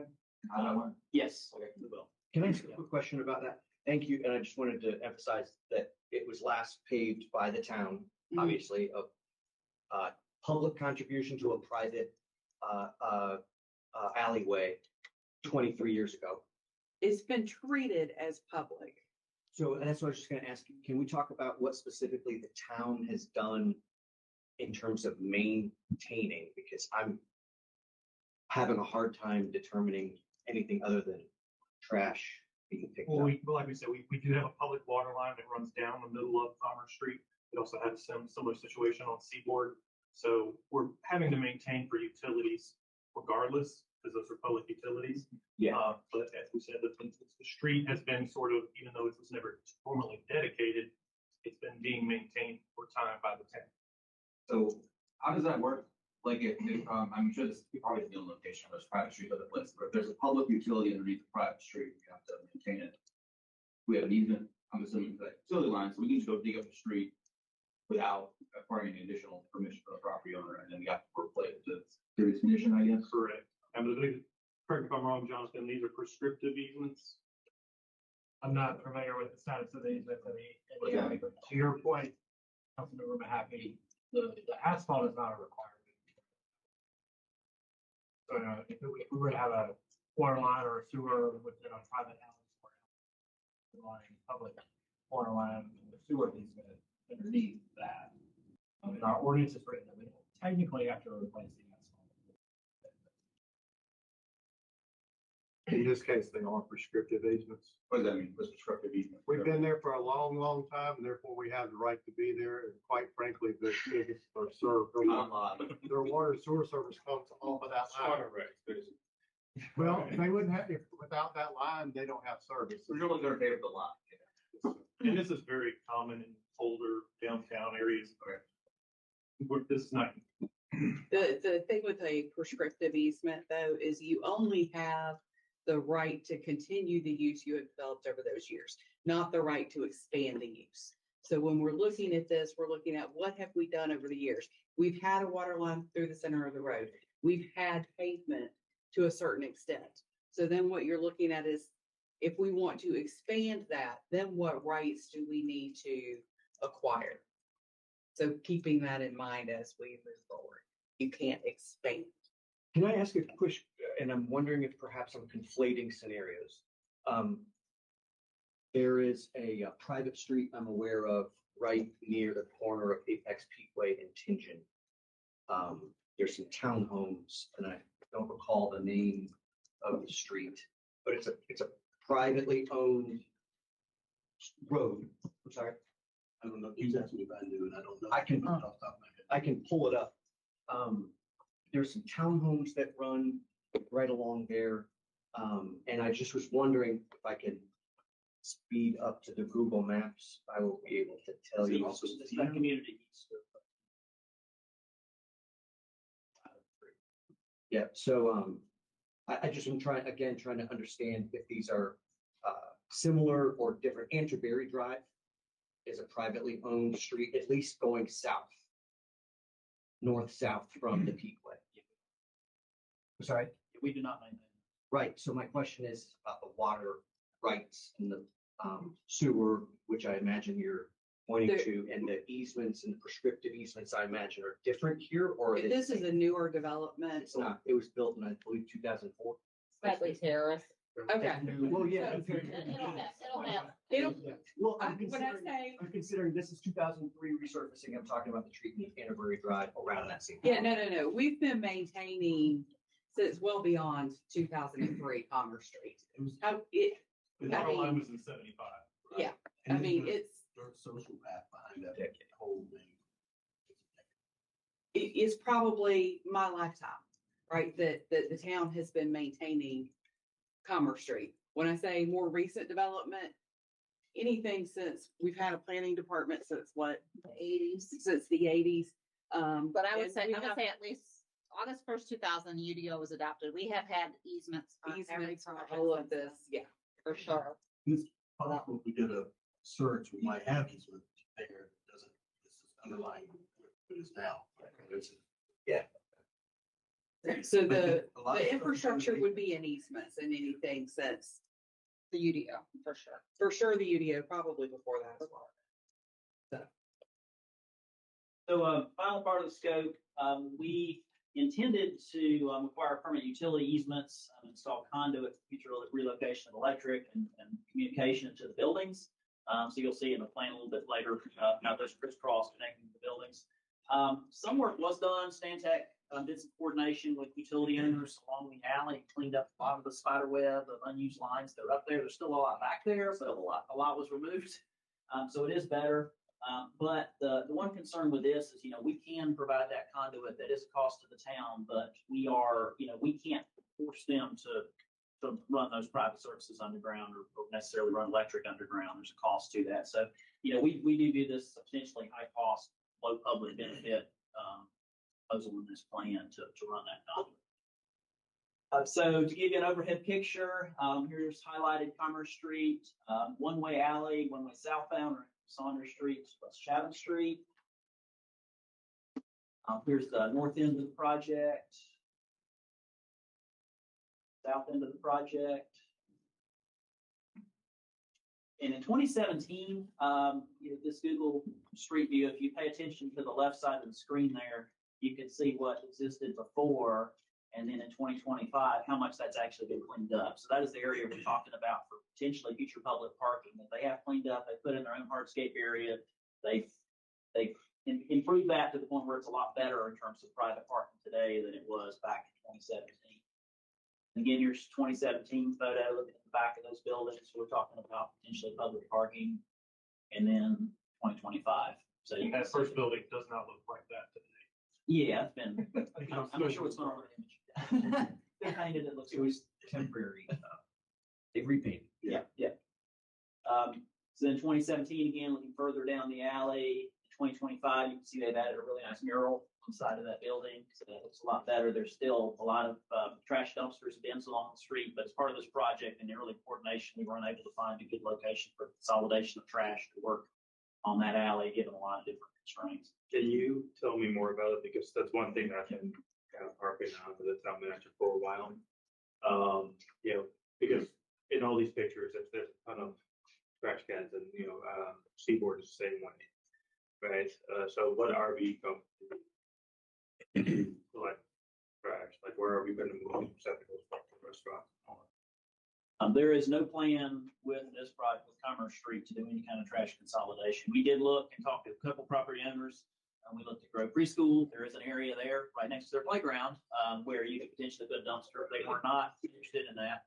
You've got a lot in by, I believe, Salem Street Pub across behind the back of the alley from that. They use that area for parking and storage. They are not interested in using an area for a trash consolidation. There are also a lot of concerns from various owners along the street about having to transport their trash for any amount of distance away from the back of their building, safety concerns. There's a lot of concerns about the smell with certain trash that's put back there if where that's located along the alley. So based on what we looked at, you would need to have at least 2 areas of trash consolidation really to meet the needs of the owners, and there's just not the ability to do that back there. So one thing I've been asking about for a while now is this underground storage, right? So where you have kind of the above ground receptacle, right? But the bulk of the containment is underground. So has that been seriously considered, or have we not even looked at that? That would still require an area of property acquisition, and I don't know what we'd be getting into with that. I don't know if John knows anything more about underground trash. No, I did comment back, and I know you were involved on that too. We did talk to GFL, and they just don't have that experience anywhere in this area for that. And then again, it's just the space. You got to have it so close to the users. It's just difficult. It's challenging. So my point being is like we can do everything that we can to make this look pretty, right? And have nice, like pavement and striped parking spaces. But if those trash cans are still going to show up the way that they're going to show up right now, right? Then in terms of actual usable space, right? In terms of downtown becoming a destination area, it's basically, we're not helping ourselves much, right? Yeah, in terms of what we're looking at the scope of this plan, the plan must add that public parking and that hardscape there on the north end of the project. The north end of the project south, really, it's just about getting the right of way, replacing the water line, replacing the pavement, maybe getting the conduit to the buildings for potential private relocation of utilities. So it's not really creating an environment where people are going to be able to want to walk the length of this alley. I mean, we do have things that later in slides, we aren't looking at just stuff in Seaboard, it's just Commerce, it's a lot more, it's a lot tighter. Yes. It's a one-way street, there's really just no room without taking away from the property. I mean, to me, the bigger question is how much they're gonna pay us for us to accept public dedication to the street, whether they're gonna be paid for it. If I understood you correctly, you're saying, I think it's actually the opposite. I understand what you're saying. I would agree with you. Really? Yeah. I agree with you. I think they need to be paid for that right of way, and that's part of the reason we're also the recommendation that we'll end up showing is because of that. But what exactly what you just said. Another photo, 2017, and then 2025, so it is cleaned up a little bit today versus what it was. And the next couple photos, not a whole lot of difference. So we just showed 2025 photos about trash bins, and other things along the alley. And you can see just how tight it is on that end, and what we have to work with. It's barely really wide enough for one way. It doesn't even meet current fire code standards, which require 20-foot clear width. So this is the overall concept. So I apologize for misspelling parking. There is only one line parking. But if you look at the north end of the project, so this is where we were going to do tying into the gathering space here on the corner. We were gonna do a hardscape area, put in a row of public parking. But again, as we discussed, a lot of that area today is just private parking. And there's three, in addition to the town's property on the corner, there are three private parcels that use that area today. So it would be affecting their ability. You can see in this rectangle down here, the ability to potentially expand their buildings in the future, and in the interim, if it affect their ability, they wouldn't be able to park there privately, or they would be in those spaces. I think you mentioned it earlier, I just wanted to highlight, there's the potential long-term for, at the very least, two of those buildings to expand. And they very well could change over the next 10, 20 years in terms of moving from, an art studio to perhaps some sort of retail restaurant, something else that needs that additional expansion, and now it's a car park there. So when we talk about just how little retail and restaurant square footage that is downtown, we're already limited there, because we're boxed in on railroad and residential. I'll say, I get it. I'm a little concerned about the concept of historical building expanding that way. Sure, some issues there, but in principle, I'm not really, this portion of the conversation upset about if someone doesn't want to sell an easement or has a very high price to sell an easement for the property, plus for both parties.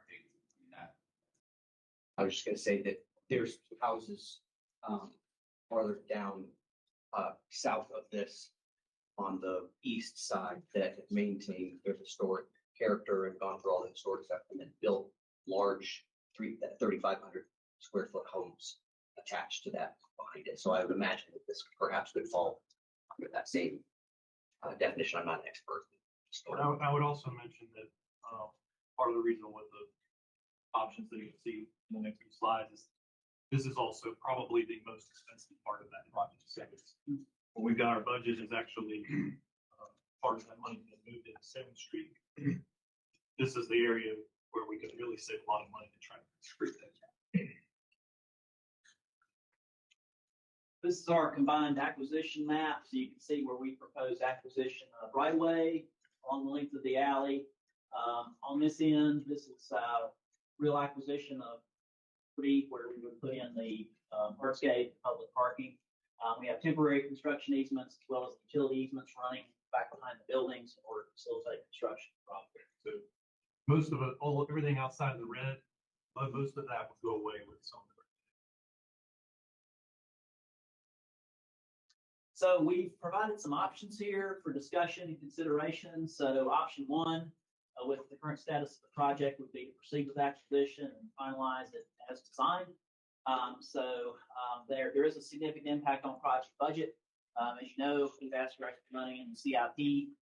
Money from the downtown projects did have to go additional money toward the streetscape to get that constructed, and the bids on that were higher than expected. So I expect these projects are going to be similar in terms of what we expect. So we'll have to be revisiting scope and fee on these projects to, once we get direction from council. So this may result in more condemnations. So that's one concern of ours, that if those three property owners on the end in particular don't want to sell, then that would be something that would have to be brought forth to council for consideration.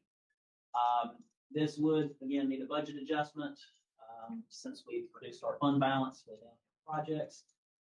And then if there is future building expansion, that would affect hardscape. So, any questions on option one? Proceeding as planned. So option two, what we would recommend is reducing that project scope and acquisition needs. So we propose that we would actually replace the water line and resurface the alley and a parallel parking area that the town currently controls.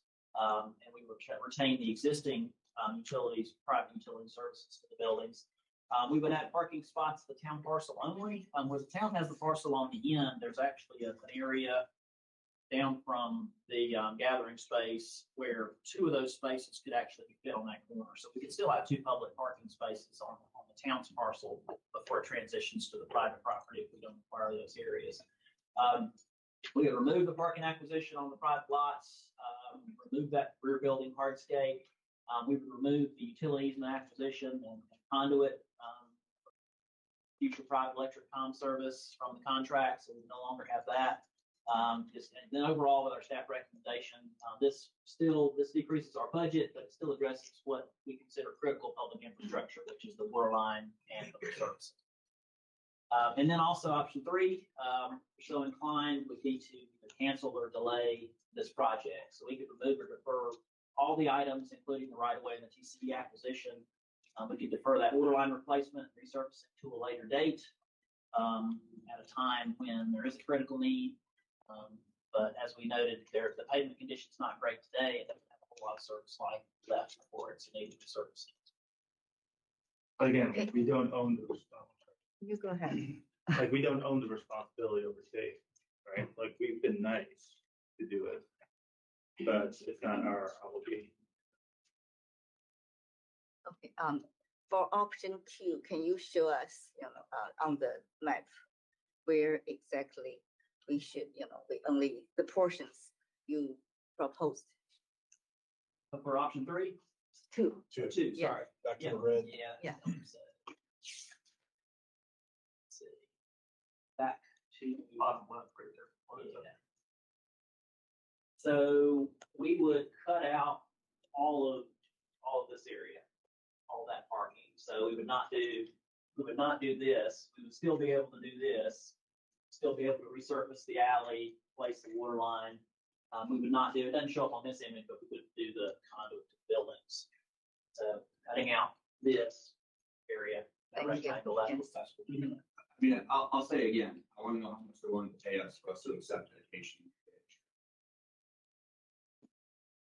Conversation is not going that. Do we have, I mean, I guess that discussion's not really in open session.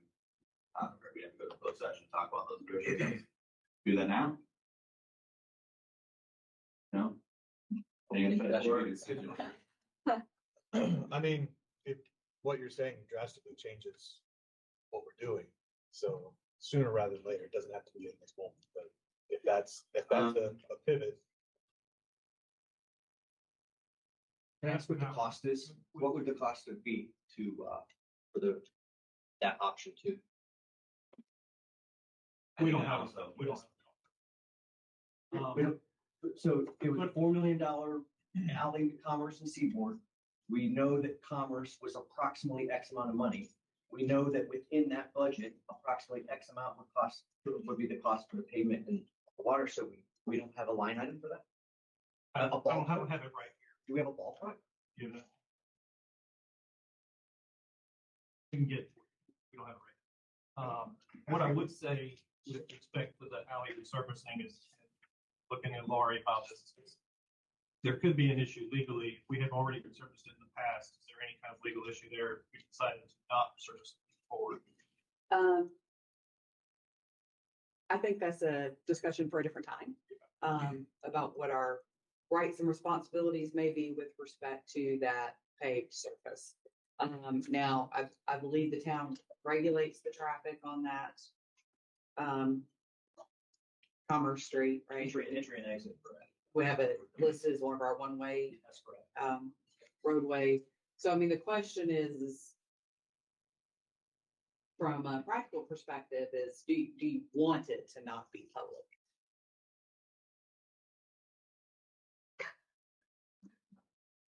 Yeah, do you want it to be a private street that we have no regulatory authority over whatsoever? Want to answer now or? No, Okay. I mean, it's just Okay. something to think about. You know, it also matters with respect to our negotiations. While we're negotiating with the property owners to acquire, we already have certain rights in that, area. We don't have the full bundle of rights. The full bundle of sticks is what they typically talk about in property law when you're talking about like all of the rights to do whatever you want to with that property. We don't have all of the bundle of sticks, but we do have some of the bundle. And so do we want to give that up or not? And if we want to acquire all of it, then we're not going to pay for the bundle or the sticks we already have. Right? That would be part of the negotiation. We already have the right to continue paving a water line, whatever other infrastructure that's been there over the course of 20 years or more. Right? We already have the right to continue with those sticks. So we're not going to pay for those sticks. Yeah. Definitely not gonna pay for those sticks. Correct. I'm not gonna pay for any other sticks either. I think that the town is offering to provide a service here. And, I feel like the town's being mistreated. How this conversation's gone, from what I understand. I know that's not really a fully conversation right now, but we're willing to spend millions of dollars to improve this road. And it's a private road. And we have other private roads in town who are begging us to take dedication and to improve the road. So I'm just a little confused as to why we would pay for right away for something we're trying to spend millions of dollars to improve. And I don't think that's a great use of public funds. I do think they should be paying us. I think they should have to improve the street to public standard before we accept it. And that's kind of the baseline. I might be willing to go as low as $0 for them and to call it a wash. But the idea that we would pay for public right away, my reaction to that is confusion. Is a polite reaction to. So I'll leave it there. So there's also, we're talking about different things, right? We're talking about a prescriptive easement in what's already paved or what already has a water line in it. We're also talking about needing to acquire right away over a property that we do not have any Yes, of this. and I tried to separate that earlier. The Okay. Parking spot to me is separate from the street. Gotcha. Parking spot, if we were to require that, yes, I would pay for that. We would purchase property from someone. And if they don't want to do that, then I'm not upset by that. Maybe I think it would be to their benefit for us to do it, but if that's their decision, that's fine. So to me, there's two different things. There's the actual street that we paved 23 years ago. That's actually a private road. And again, I'm contrasting that with other property owners and HOA members who contacted me in the past, asking us to accept it because they don't want to pave it. And I think it's fundamentally unfair for us to, in this case, pay someone for it and then the right to pay for them. Like I think the positions here seem incongruent to me, and how the town is acting and how we're sort of being treated. So again, I do want to separate it from the parking spots. I get that. You do the appraisal, you pay it, you make an offer, whatever happens. But the street itself, they should be paying us to take it, and they should be improving it to public standards before we take it. It's typically how the town should operate. And in this case, because it's downtown, we could willing to, call it a wash and just take it. But stunned at the thought that we would have to pay a significant amount of money at all to acquire a street and maintain it. If I could speak as someone who is a renter in downtown, has been since January 2014, in fact, on that far left building upstairs. And I'm not speaking about what's going to affect me on a day-to-day basis. I'm not worried about me, and I'm not worried really, quite frankly, about individual specific tenants in any particular point. I can see where you're coming from a principal perspective, and all I'll offer is why I see it differently. The first is, I would say, I don't know that we have millions that we are spending if that were required payment, because I just requested that number. And if we were unable to come up with an estimate. I'm still referring to solar project. Yeah. So if we can narrow down, if we're talking about the costs of what would be required or what we would be offering, Can I just ask, are we specifically talking about the pavement? Possible would be offering. But what Yeah. your concerns of what you want to spend $0 on, and you'd be okay with that as opposed to spending some? Whereas you would, it seems like you would like to see a contribution. My question is what is the specific fiscal concern? And is it the pavement? Because then we would need an estimate. Because I would like to know, is that $20? Is that $2 million? Is that $800,000? Like, I don't know. And I know That's what I asked earlier as well. I'm sorry. Sorry, I didn't mean to interrupt you. That's what I was asking earlier as well. It's Yeah. not a negotiation. So, and what I want to offer is, I agree. I can see where folks are coming from, and I can absolutely see where the taxpayers are coming from. I'll tell you why I believe, and especially as I was fortunate to be part of the group of folks who pitched this downtown plan in the first place, and then shepherded it through the process to adoption. The downstream effects of placing those costs on downtown will necessarily impact your economic development viability and the small town character that we have downtown. I'll tell you why. Because, and I don't know, I don't have the numbers right off the top of my head. I used to, and I know that I know that those numbers have changed because property ownership has changed. I'll get to my point, which is many, I don't know the specific number. You and Colleen might know, Joanna. Many of those property owners live out of town. Often, or some live out of state. Some don't live in the United States. They own that property. And then we have small business, mom and pop businesses. We're incredibly lucky to have so many mom and pop businesses and not a bunch of just chains in our little downtown. Nothing against chains, they serve a purpose as well. But you're coming to enjoy something different when you come to our historic downtown. And those costs will necessarily be passed on from a building owner who has very little vested interest in our community to the month to month making payroll needed $30,000 emergency loans during COVID just to ensure that they were able to stay viable. Those costs will necessarily come down to those folks, and those folks will find better places to be for their business. But just simply say it doesn't add up. And all I'm wondering is that $700,000 or whatever I'm estimating for that pavement, since it's lasted since 2003, what is that worth to us when we talk about the viability of our downtown? That's all that is true. I guess I just want to start from the position that property owner asking us to pave a road that we use is not how we've operated before. Yes. And by doing that in this case, I think it would set precedent, which is, would be unhelpful in the future. I think, to put it a little less politely, like all the stuff you said about costs flowing down to the PCs there, it's all true, but fundamentally what you're talking about would be the owners blackmailing the town in order to, over the viability of the business. Right? Like they're saying, well, you got to pay us. Like, they should be begging us to do that. And the position that seems to be taken here, I guess it seems to me to be absurd. Like for them to hold out their hand and say, okay, pay us to do this. And the $1 million that I was referring to the project, like pay us so you can do this project here, but it's for their benefit. Yeah. And like I said, there's no cost. Like I think the reasonable compromise is they dedicate the street because they want people on the street. They want us to be improved. They want us to do it.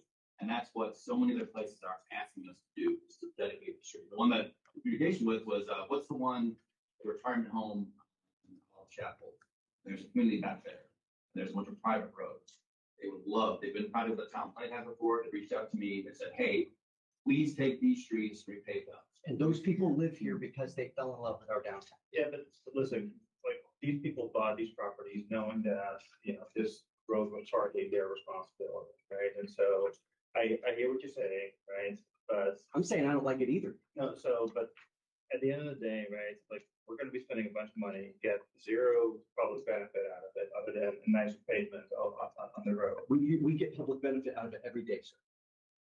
APD on occasion has to use that alleyway on a regular basis. Traffic that comes down and leaves Saunders parking lot uses that alleyway to get to, Chatham Street. So, I mean, to Town Attorney Hoey's point, or what I inferred from some of what you said, I don't want to say it's your point, is you're right, the more we follow that, framework, the more likely we are to run into more resistance. And I don't know that we have time for that when we have downtowns we were regularly competing with. And we knew when we passed this downtown plan that we had sleeping giants in municipalities all around us. Morrisville is about to launch an incredible new downtown project that is going to directly compete with what we have. on Dale If Street. our only public benefit is like the occasional cut through. It's not occasional. then this is not. It's not occasional. This is not worth it. I think we're making some points. Out of this, HCD hashed out session. One thing I'm concerned about is when this comes from grades. You know, Depends on court. He's planning to be here tomorrow. I think it's a major decision. So like that. Yeah. That's it. One thing I would note is that the majority of the cost, one, it's going to be the area of the pipeline, because that's the majority of the acquisition for the utilities, private parking space. Most of the work being done along Commerce Street, bulk of that work is probably going to be utility related. They've got to go down and replace the water line. We were just doing a resurfacing. We would just build the road and be done. Build it, resurface it. But we also said that the water line doesn't need to be replaced, right? We would only do it if we were to go tear up the street anyway. Right. It doesn't need to be, and that's why we had option 3, which was to delay the project. But the majority of the cost is going to be in the utility replacement and then all the acquisition for those private spaces. So we still haven't gotten to Seaboard. So in trying to move this along, we go through Seaboard real quick and see what someone should do. We can come back to this decision point even tomorrow. So. Just a ballpark on pavement costs between now and then. That'd be great. Thank you. So on the Seaboard Street improvements and the peak gathering space, the peak gathering space is that lot that's actually between the fire station and the building there on the top end of the project. So this would involve resurfacing the existing street. It does fall inside CSX railroad right of way. And private acquisition is not required to do that resurfacing. PCI score 72, so it's a lot better off than Commerce Street. Last resurfaced in 2008. This project also includes a water sewer relocation because we're doing a loop through those involving private property off the existing right of way. We plan to extend gravity sewer through that loop. And then remove and relocate 12 of the sewer services along Seaboard. The original sewer is only 4-inch and it was installed back in 2006. This would also involve extending water main through the Seaboard loop, removal and relocation of those 10 water service connections that are back there on the backs of the buildings. This was added as a change order back in January of 24 project. We would also acquire property and construct public parking. We have 2 locations where we plan to do trash compactors for consolidated trash. And there's also hardscape and landscape areas. So there have been concerns raised by some of the owners, similar to Commerce Street, involving false parking and potential future building expansion. As we stated before, appraisals are in progress. This also includes acquiring utility easements and installing conduits similar to Commerce Street for future relocation, electric and same issue, potentially high cost, low public benefit. We can't require those relocations. So here is existing Seaboard Street highlighted. You can see the extent of the project on the south end, West Chatham Street, on the north end, up at the fire station. This shows the location of peak gathering space on the north end, the location of the proposed loop road where there is parking and traffic circulation today in the gravel area, and the south terminus of the project. This is what it looked like in 2018. This is before we entered into a lease agreement with CSX and improved parking along the railroad tracks. See where that parking has been added since that time. And then these are just current pictures of 2025. See, there's lots of dumpsters and bins out there. The dumpsters line right away along Seaboard Street. This is a gravel area where people park today. There's a town parcel in that area, but around the town's parcel are a lot of private areas that are used for private parking. This is the proposed future peak gathering space, fire station, Salem building. You can see in the image here the scope of the entire project. So this is the extent of the alley, road resurfacing. We plan to add some parking spaces on the end here. This requires an expansion of our lease agreement with CSX, so we have to go back to we had early conversations with them as a result of this layout. You can see this is the gathering space in that area of the fire station, people in Salem building. We're able to get a trash compactor, a couple of accessible parking spaces, and then public pedestrian connectivity out to Salem Street.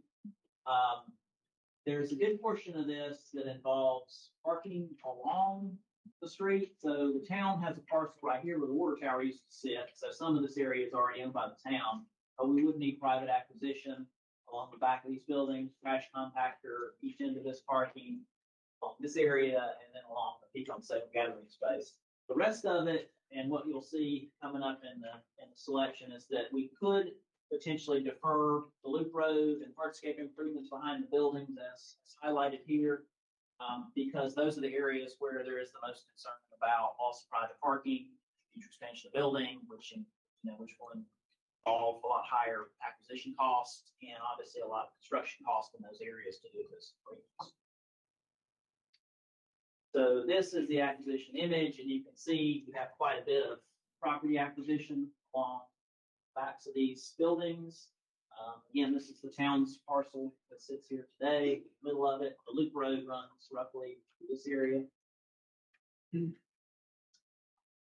So option one, similar to Commerce Street, would be to finalize acquisition and prepare the construction contract as we have it designed.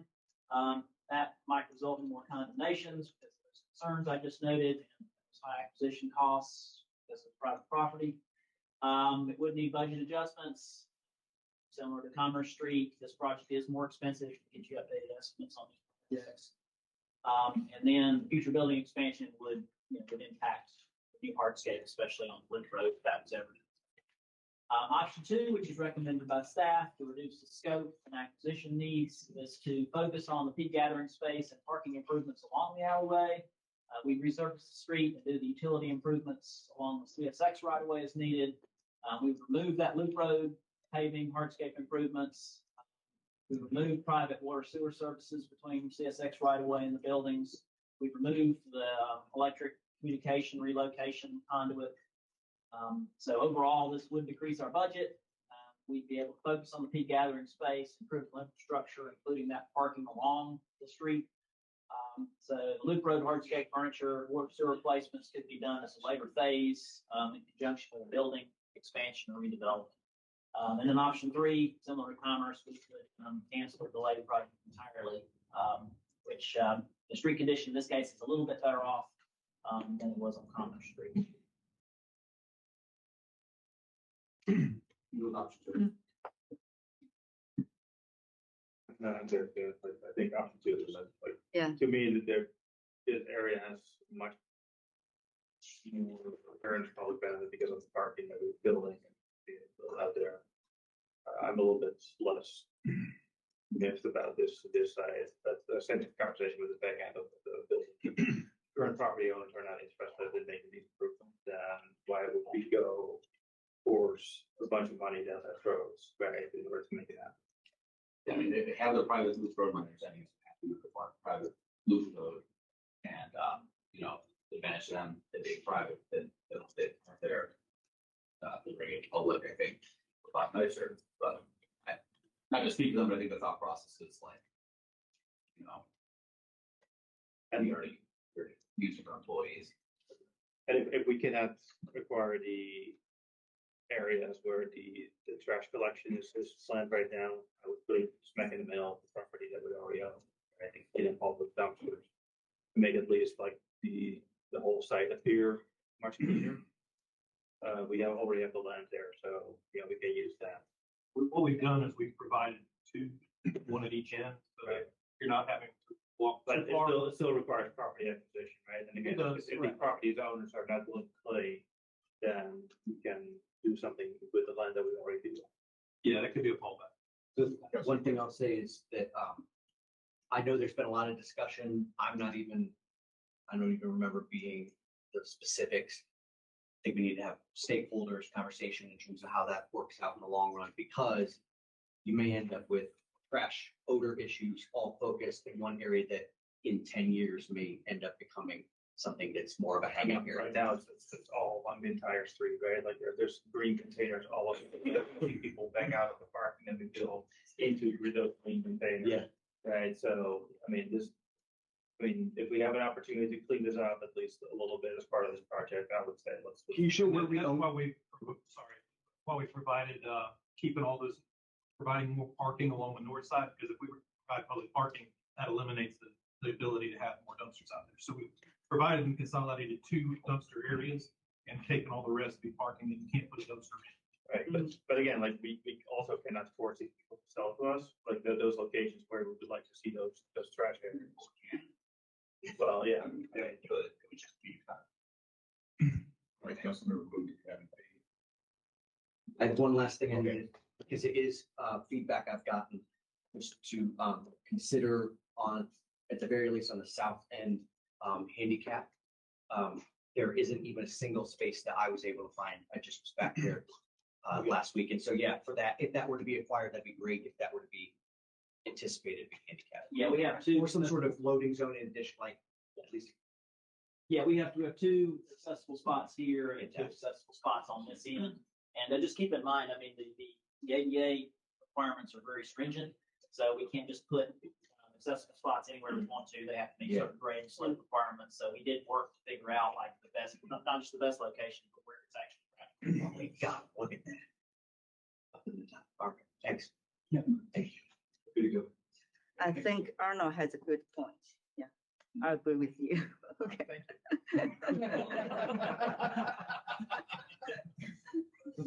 With that, I'll move, we direct staff to adopt.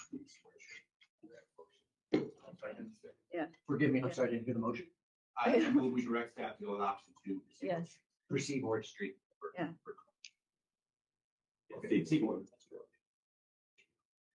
Motion second. I. Good direction there. We'll proceed and bring forward items that we need to, and then we'll revisit commerce tomorrow. Okay. Thanks, guys.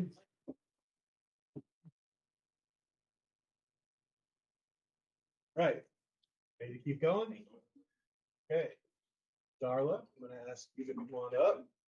I go into our Ask Apex call center update. And we are doing pretty good on that.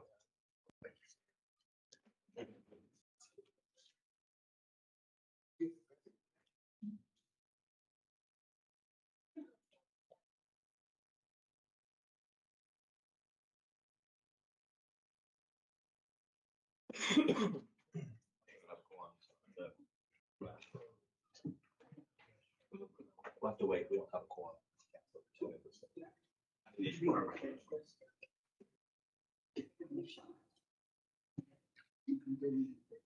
Yeah, we got.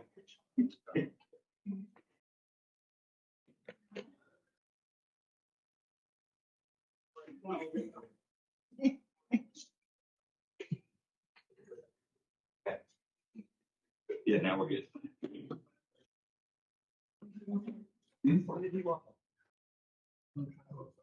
Yeah, I've been doing that.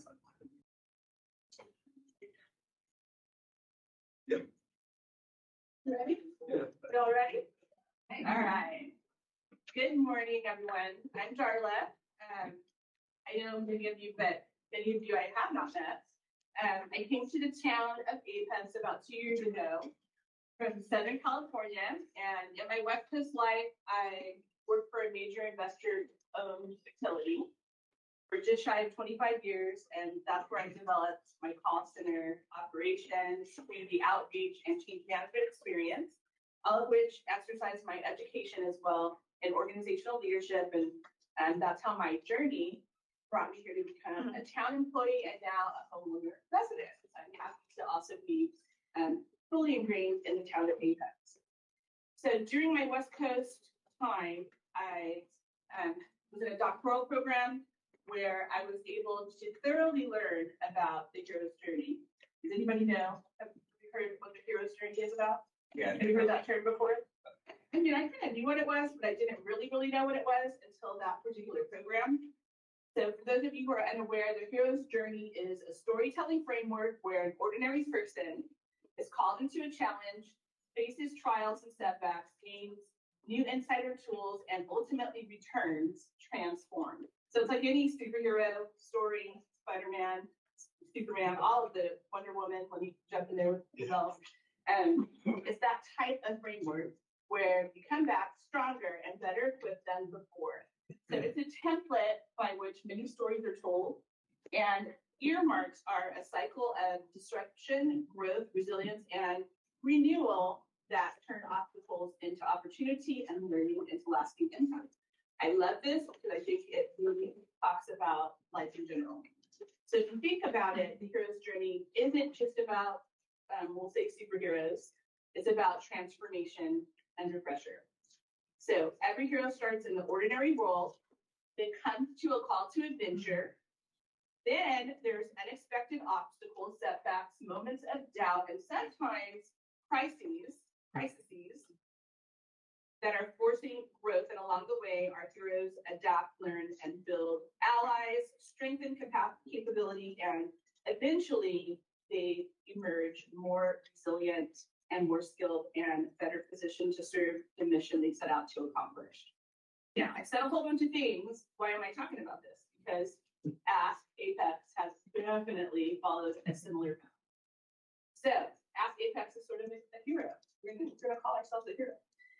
We began a strategic vision for a centralized service model, and we quickly became a real-world test of systems, staffing, cybersecurity disruption, software transitions, and unprecedented call volume and moments.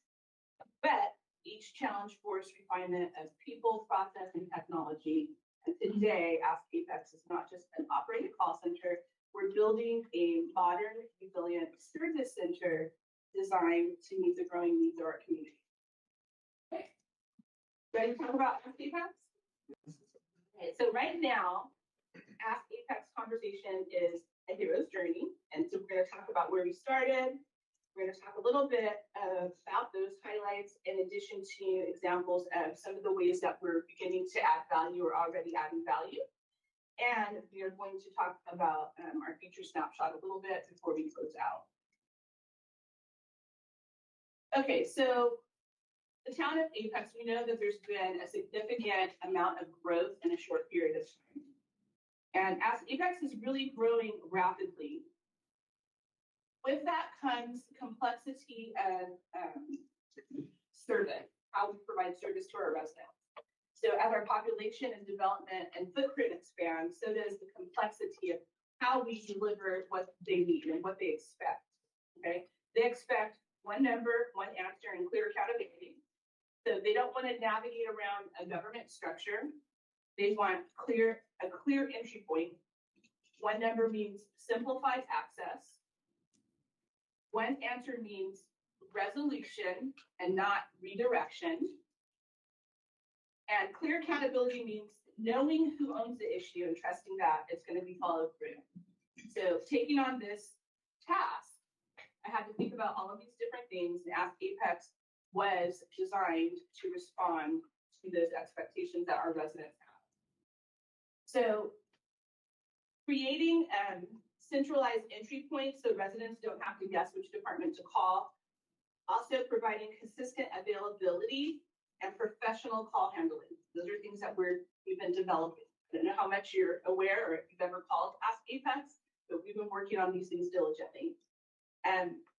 Reducing confusion, so we standardize our intake and messaging and routing, and we're trying to really eliminate transfer mazes. So if you're like me, I hate to call places and be transferred around and around. I want to call, have someone answer, and take care of whatever it is that I called about. Creating consistency means developing repeatable processes across our department. So we're working a lot with our teammates to make sure that we all understand one another internally so that we can do well by our residents. And ensuring similar issues are handled similarly is very important to consistency, regardless of who answers the phone. And then lastly, strengthening cross-department coordination. And APEX serves as the connective tissue, a hub, if you will, between departments, and we are tracking trends, identifying gaps, and improving internal communication so that the resident doesn't feel any of the bumps, right? We want them to feel the most seamless experience that we possibly can. So I like to say they're the call center for many people is the only Ask Apex that some residents will actually talk to. Okay, so our journey, this is a little bit small on the screen. And I believe you guys have some packets, it's small in there as well, but basically this is our journey. So I'm gonna give you some details that explains this graphic that you're looking at. So we did not begin, it's really important to emphasize this, that we didn't begin as a reaction to like a really high call volume. It began as a strategy to try to address resident needs. It's really important to understand about the call center. We've experienced some high volume call volume at times, but it's been a strategy. So many of you before I came here, along with a consulting firm called Panorama, had some discussion back in 2022 and 23, and you conducted some resident feedback analysis to evaluate enterprise service delivery models. So from that work, a decision was made to implement a centralized customer service model, which has now become Apex. That's how we got here. And in early 2024, when I was hired to work in CDMC, Ask Apex shifted from concept to execution. I reviewed all the prior research and aligned around a people, process, technology model.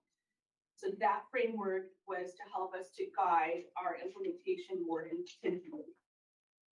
By Q3 of 2024, we hired our initial 5 town customer and town services specialists, our customer agents. And we began our operational launch.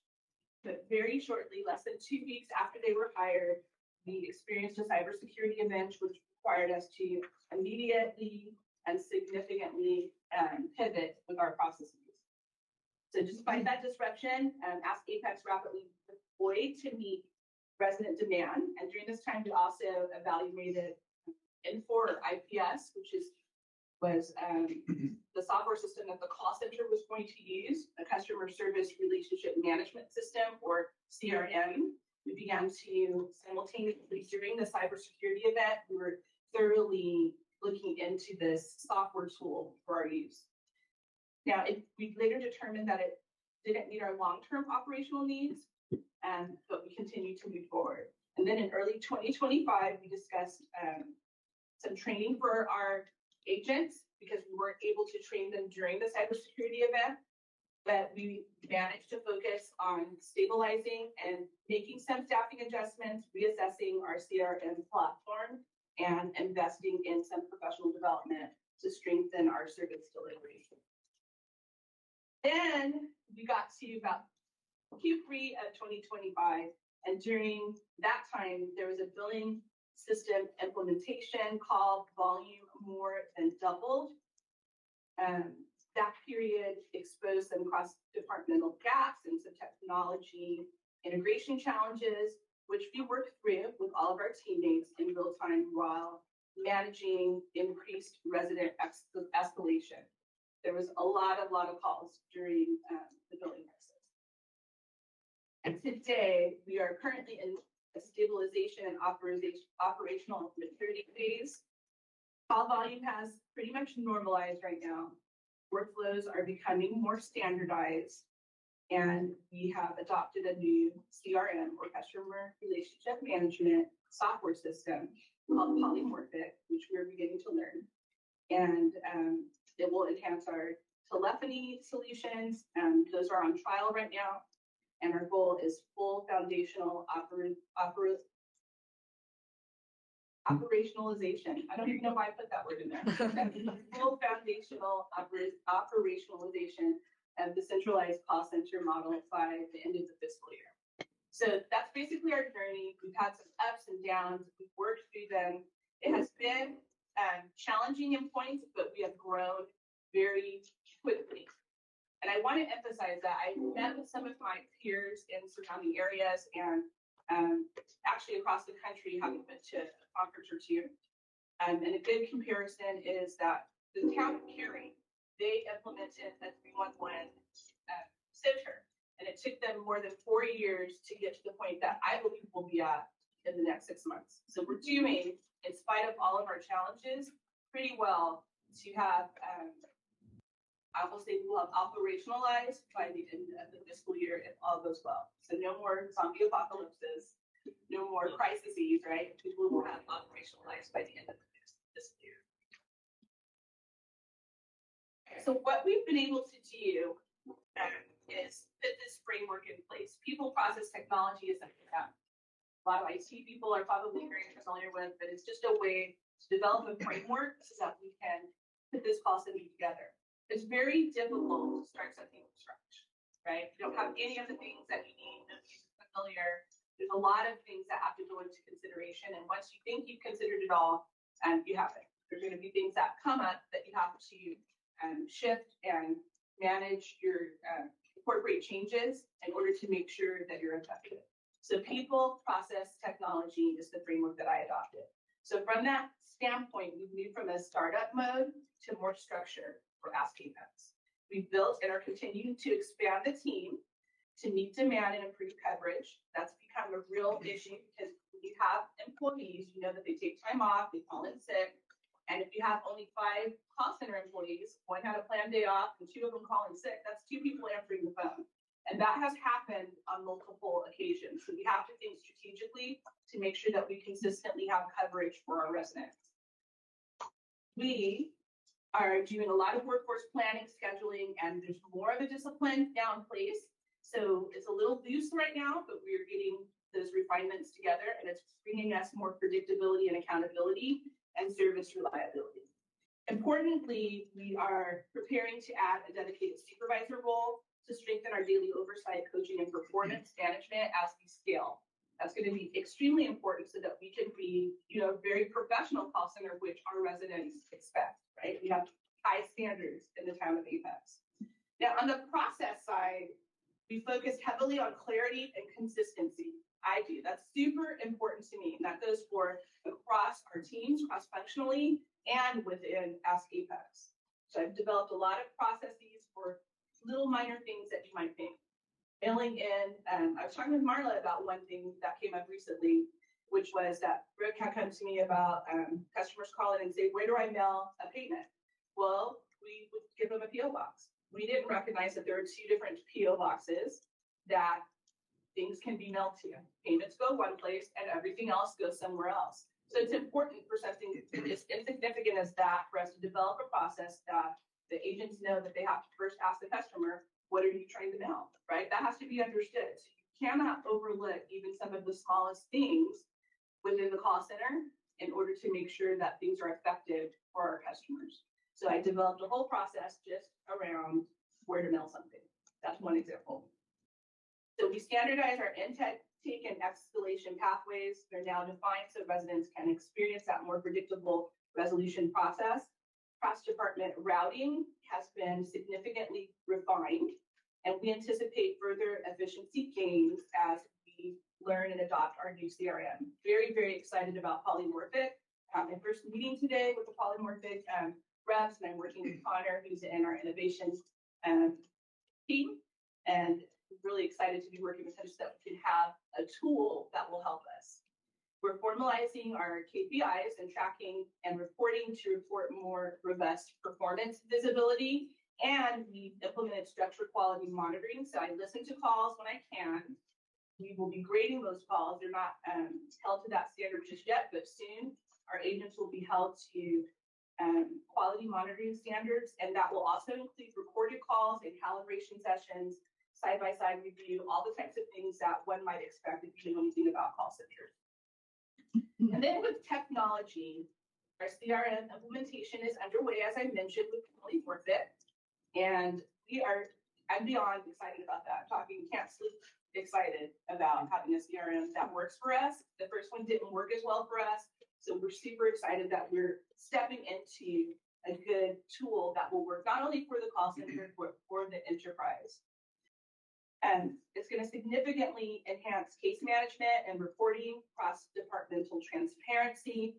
And we're also evaluating next generation call center software. We're looking at 2 of them right now. Landis is on trial. Tried it before, but they made some upgrades. So we're doing a trial right now to look at that call center software. And the difference between that and the CRM is that this is more like workforce management software that I will need to manage our employees. I don't know if you know about call centers, but it's a very time sensitive organization that, you know, if they go to the bathroom, I know how long they've been in there. If they are on break, I know exactly how long. So it's different than other administrative groups in that their time is money, right? Everything that they do is managed by time. So that call center software helps us to look at that, how to manage staff and to predict workforce challenges. It'll help us with that type of functionality and capabilities. And then we've also strengthened our IVR messaging and implemented some real-time updates. So the IVR is the voice response when you call and it says, you know, for this, press 1. All that is the IVR. So now we've taken over that responsibility and we have messaging that is real time. It wasn't being updated to demonstrate what's happening in the town, and we begin to do that on a regular basis. So finally, our knowledge base is also being aligned with the CRM to ensure consistency, accuracy, and faster resolution. So our agents will be graded upon making sure that they make good judgments and they're using the tools that have been provided to them consistently across the board to help our residents, so that residents aren't getting a different answer every time they call, or different people get different answers. Actually, a couple questions. Absolutely. Before you move on. So regarding the CRM tool, does that include like a ticketing system? So like that's where like before the tickets, you know, we get the resident the ticket number for follow up, or how do I read that? So I don't know about ticket numbers, and I'm learning the system. It's brand new. Like I said, I had my first interaction with the polymorphic folks today, but so I don't know if it has an actual number. But what it does is it creates what they call a case, and it's trackable. So one of the things that we learned when we did research with Panorama prior to my coming here, and then I learned it once I came, was that residents have a lot of faith and confidence in us and our intentions to help them. But they don't have a lot of confidence in how we resolve things. So that's a lot lower, to the tune of about 70% of the residents felt like we bring them to resolution. So this ticketing system will help us to, I call it playing catch. Like if we throw the ball on the other end, I'm going to be able to see who caught it and when it got resolved in the mind of the customer. So, yeah, so we can follow it. I don't know if we'll have a number, but we can follow the track. Okay. And this may be too early in the process then, but any opportunity to expand that internally. Right? And so for one thing, we pepper the town manager with questions like that we get from residents and whatnot. And, you know, we all keep our own little tracking list of, you know, has it been addressed? And so in the past, we have tried like a SharePoint list where these questions kind of got logged. But we kind of stepped away from that, or it kind of died on the vine. So I'm just wondering if we can use the same tool, you know, potentially for like internal organization of you know, some issue follow up, you know, so just kind of putting that out there. Yeah. Again, maybe I'm considering my favorite person in this moment because I'm with you, and that is exactly what we're. In this moment. Yes. To be clear, it's in the moment. It's really, it's what you're saying is. I'll take that $20. It is really important because it's an enterprise-wide behavior. It's not the call center. That's what I hear you saying. It's something that everybody has to partake in. And so I'm developing a change management plan, and I'm working closely with Connor. So Connor is on our IT and innovation team, And so we're going to make sure that this spreads like the fish in the loaves of bread to all of the people, right? So we want everybody to partake in it. So what that means is that all of the systems that the CRM can already that we can integrate with or interface with, we will do that. And if you don't have a system that we can interface with in the town, we're gonna ask you to use Polymorphic. So in one way or another, all town staffers should have access to the customer relationship management system and visibility to what's happening with all of our customers. And then whatever you don't need to actively interact with, I'll be developing reporting through that system so that I can send high-level reports so you can see what's going on. Right now, we are doing spreadsheets and sticky notes and all of that in order to track, and a lot of things we're doing manually. This will help to automate all of that and to give wider visibility. Good. Then question on the knowledge base. So that's great for, your staff to give the same answer. Can we externalize some of the information so that residents can find that question without having to pick up the phone and call us, right? So like an FAQ section on the website or something to that effect, like a searchable knowledge base for our residents. Yeah, so the Ask Apex has its own microsite page and it has some frequently asked questions listed there. There are other things throughout the website where customers will be able to ask it. Part of this process that Connor is working on through IT innovation is looking at chatbot, voice bots, other AI-driven solutions that will help create ease for customers, definitely. Now, as we grow, we will develop more of those things to respond to customer needs to make it easier for them. But that is all part of that change management process. So we're going to look at all of these different things and see what we can do to create a greater amount of ease and accessibility for our residents. In the research that was done, it said that 50% of people don't want to do that. They want to pick up the phone and ask a personal question. So we have that available to them. But half do want to do what you're suggesting, which is not waste any time, take it under your own control and find it in of this. Yeah, and I'm also thinking of changing demographics, right? So older people are generally typically more phone oriented, right? My son has only called me twice in his lifetime, right? And both times he got in a car accident. So I'm just kind of thinking of the shifting that demographic, right? And kind of cater to people that are more accustomed to just, let's look it up, right? And so it sounds like you're already thinking for that. So I'm fine. Thank you. Yeah, you're absolutely correct. And so our residents are varied. As we grow, we're going to have increasing demands from them, and they're all going to want something different. So we're looking at trying to provide all the things that our residents are asking for and making sure that we're bringing it all into the current situation. Thank you. Yeah. Any other questions? Okay. We'll just go to the next slide.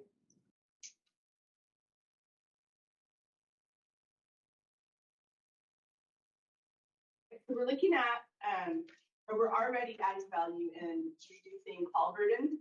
And you may have heard that our town manager announced that this last week we're up to 94% resolution in the call center. And what that means is that 94% of the calls that came in on last week were resolved by Ask Apex. So that means that our customers got exactly what they needed. They didn't have to go anywhere else. And only 6% had to be transferred or posted for follow-up by other departments. It's our goal to be as much of a one-stop shop as we possibly can. And we are definitely working on centralizing our tracking. So I do send out some reports. Right now, they're done all manually. But we're trying to do as much as we can so that everyone can see the patterns across departments and help leadership anticipate demand, whatever's coming up, whatever's been happening, and allocate necessary resources and address root causes. We're defining our intake and routing structures to make sure that requests are more efficiently going to the right department with clear ownership. That can be a huge issue, and it wasn't a huge issue when we first started, but there's been a lot of reduced duplication. And we've also been able to add some value in structuring follow-up and documentation, improving information sharing between Ask Apex and the departments with whom we work, reducing gaps and misalignment, and we're taking on more and more responsibility as we learn. Lastly, we're able to provide some pretty reliable data. With our new CRM, it's going to get more defined and more reliable and help us to solve more problems. And so we're looking at these call volume trends. Like I said, right now we're slow and steady and very beneficial to customers. Call wait times are very short at this moment. We're able to identify and increase resolution rates, as I just mentioned. And we're continuing to create process improvements as the days go on. So our residents are getting faster routing, much fewer transfers. I'm very excited to announce that because it's very, very frustrating. I know my biggest pet peeve as a customer is to be transferred around only to still not have my problem resolved. So we're getting to the point where we can just keep it to one call.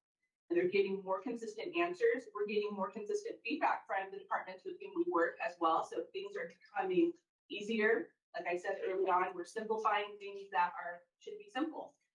And we're improving our communication during outages and weather events. We've been able to update the IVR, use our tools, working very closely with Stacy and her department to make sure that things are coming to us more real time so that we can share those with customers.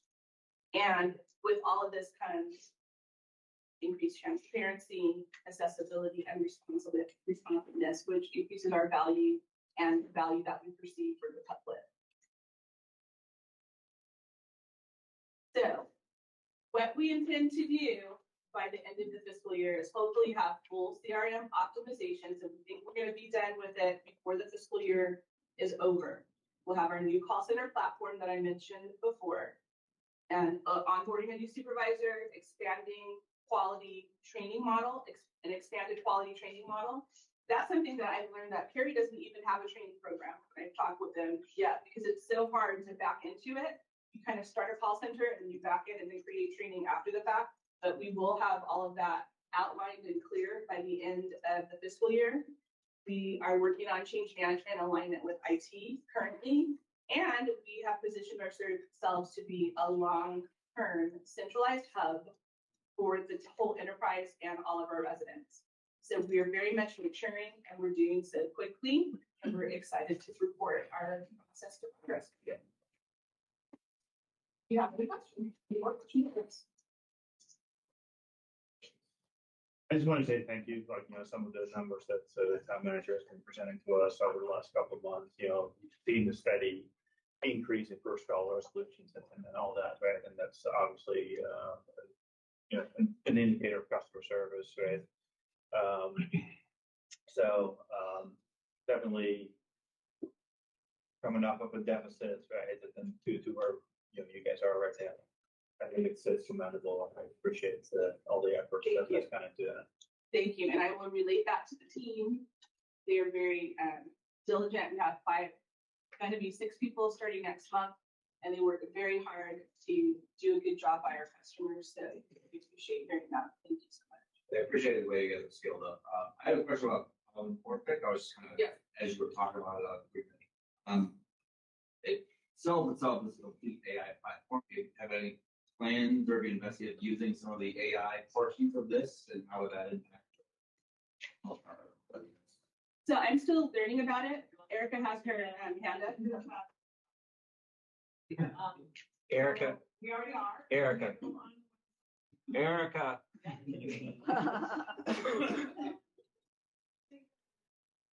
We're volunteers. Something I mentioned when I was discussing. There are first volunteers on the website to utilize the chatbot.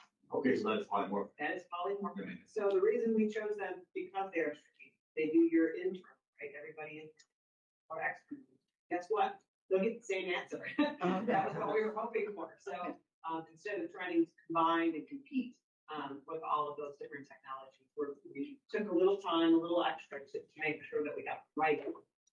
And they're working together. They also have a voice bot that you present for, so that during hours, after hours, midnight till the morning, when someone is calling in and here, it will be able to.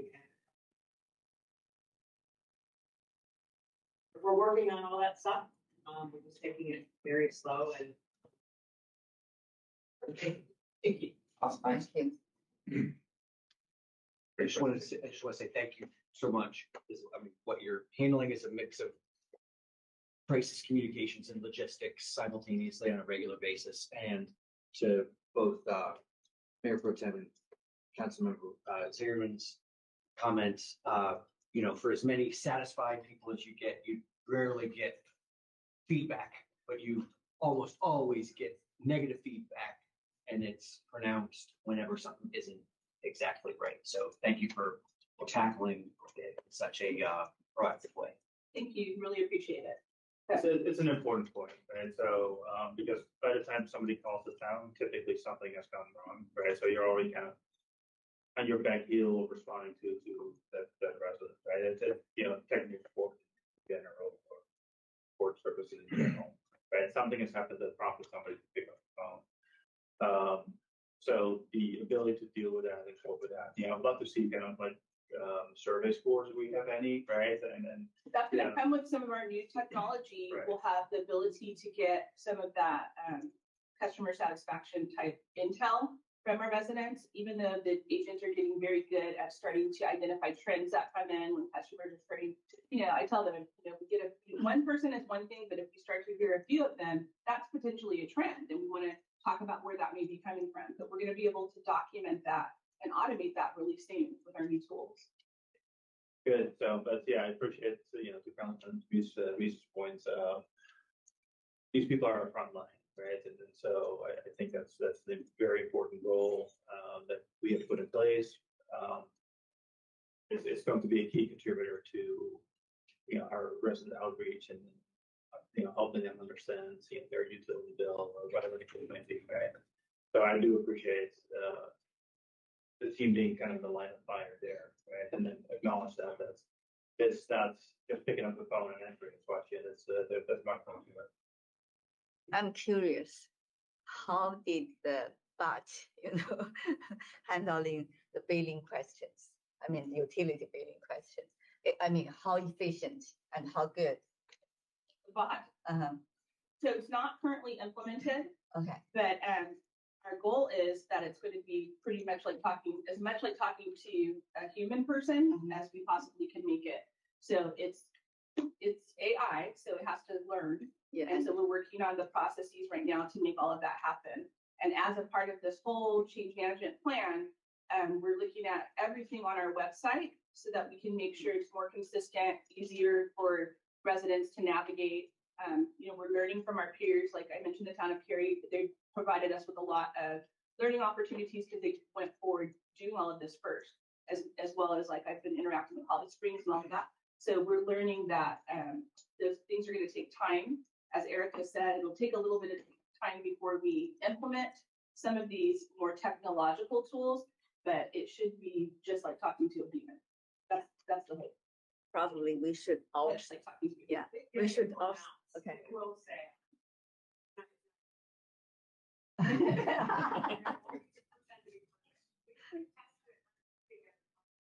it answers 60% of the questions, like able to give an answer.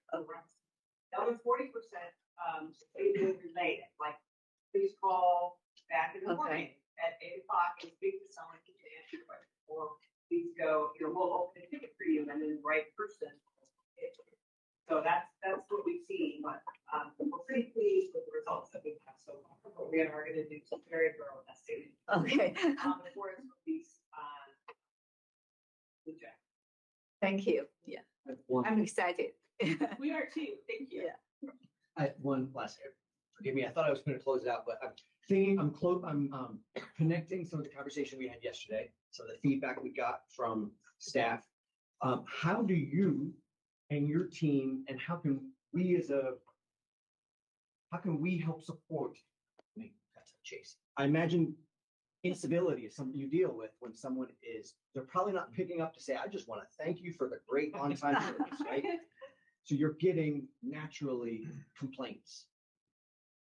I could imagine someone being fired up. They don't like exactly whatever answers. And all of a sudden now you've got somebody rating that call unsatisfactory. Or they say, how can we ensure that that's collaborative on both ends, right? We owe a high efficient or highly effective government, but we also need to have civility or our call folks being treated well. So like, how is there a mechanism for ensuring that your folks I could see folks getting burned out, and then all of a sudden now you're dealing with rotation and training, and that literally is rubber meets the road costs. Okay, so now you're my new favorite person in this moment. In this. It's only a moment. It's fleeting.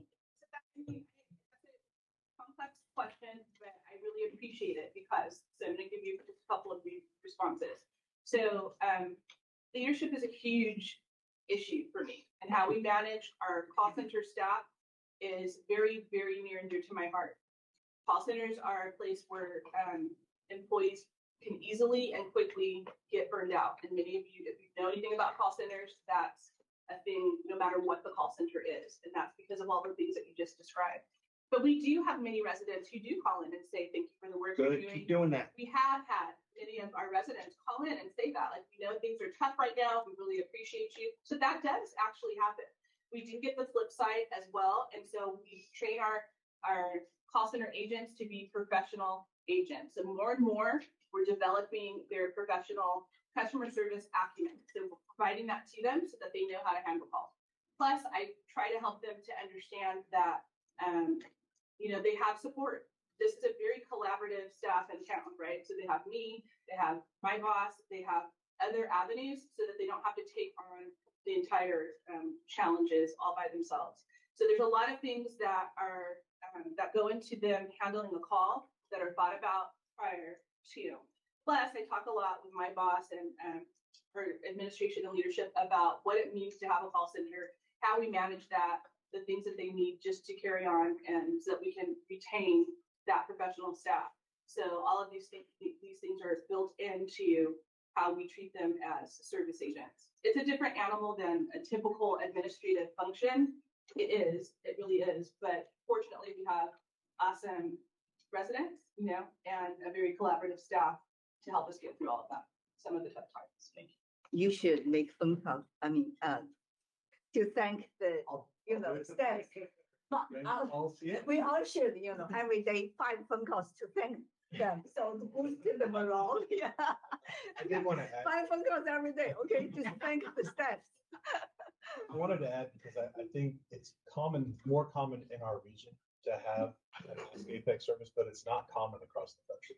Okay. And so as you all are out and about talking to our residents, it's something to tout, like, this is a high level service that we are providing and a quality service. And so the more we talk about that and are proud of that service, because it really is not common across the country, especially in entities that are our size. So I think that we have this, you guys have supported it, continuing to support it. We're adding the positions when requested. We're adding the supervision when requested. That's the support we need, with the positive dialogue about this enhanced service that we give our residents. I think is key. I want to say, and hopefully also, get a chance to be a fair person for a couple seconds. You're right. But a lifetime ago, I used to work at a call center doing support. So I know how hard it is. And so I really appreciate all the work that you and your team have done, and what you gave with. Now it's just dealing with people trying to get computers to work. I imagine the college you Try water, electric, garbage is a whole nother level. So I really appreciate all the work. And you're also welcome to just pop in and say hi. So we vote on Wednesday, but they would love an opportunity to meet you and hear from you. So you're more than welcome to pop in. All right. Yeah, thank you for that. Yes, Yes, please come by. Information? Yeah. We also have a setup if you want to listen to calls. We're testing that out right now. That's a part of the technology setup that we're testing. So IT has been so great to provide us all of the different things that we've asked for, and you can come plug in and listen to the agent talking to actual residents if you want to do that. So that's something that we not only are using for quality assurance monitoring. So I would plug in, or a supervisor would plug in with the agent to make sure that they're maintaining our standards, but you can come and listen. How can we do that? Yeah, just let me know. We'll Okay. make it a point that we respect your time and set you up with an agent that can come. Thank you. Work, and I want to be your favorite person. So take the rest of the day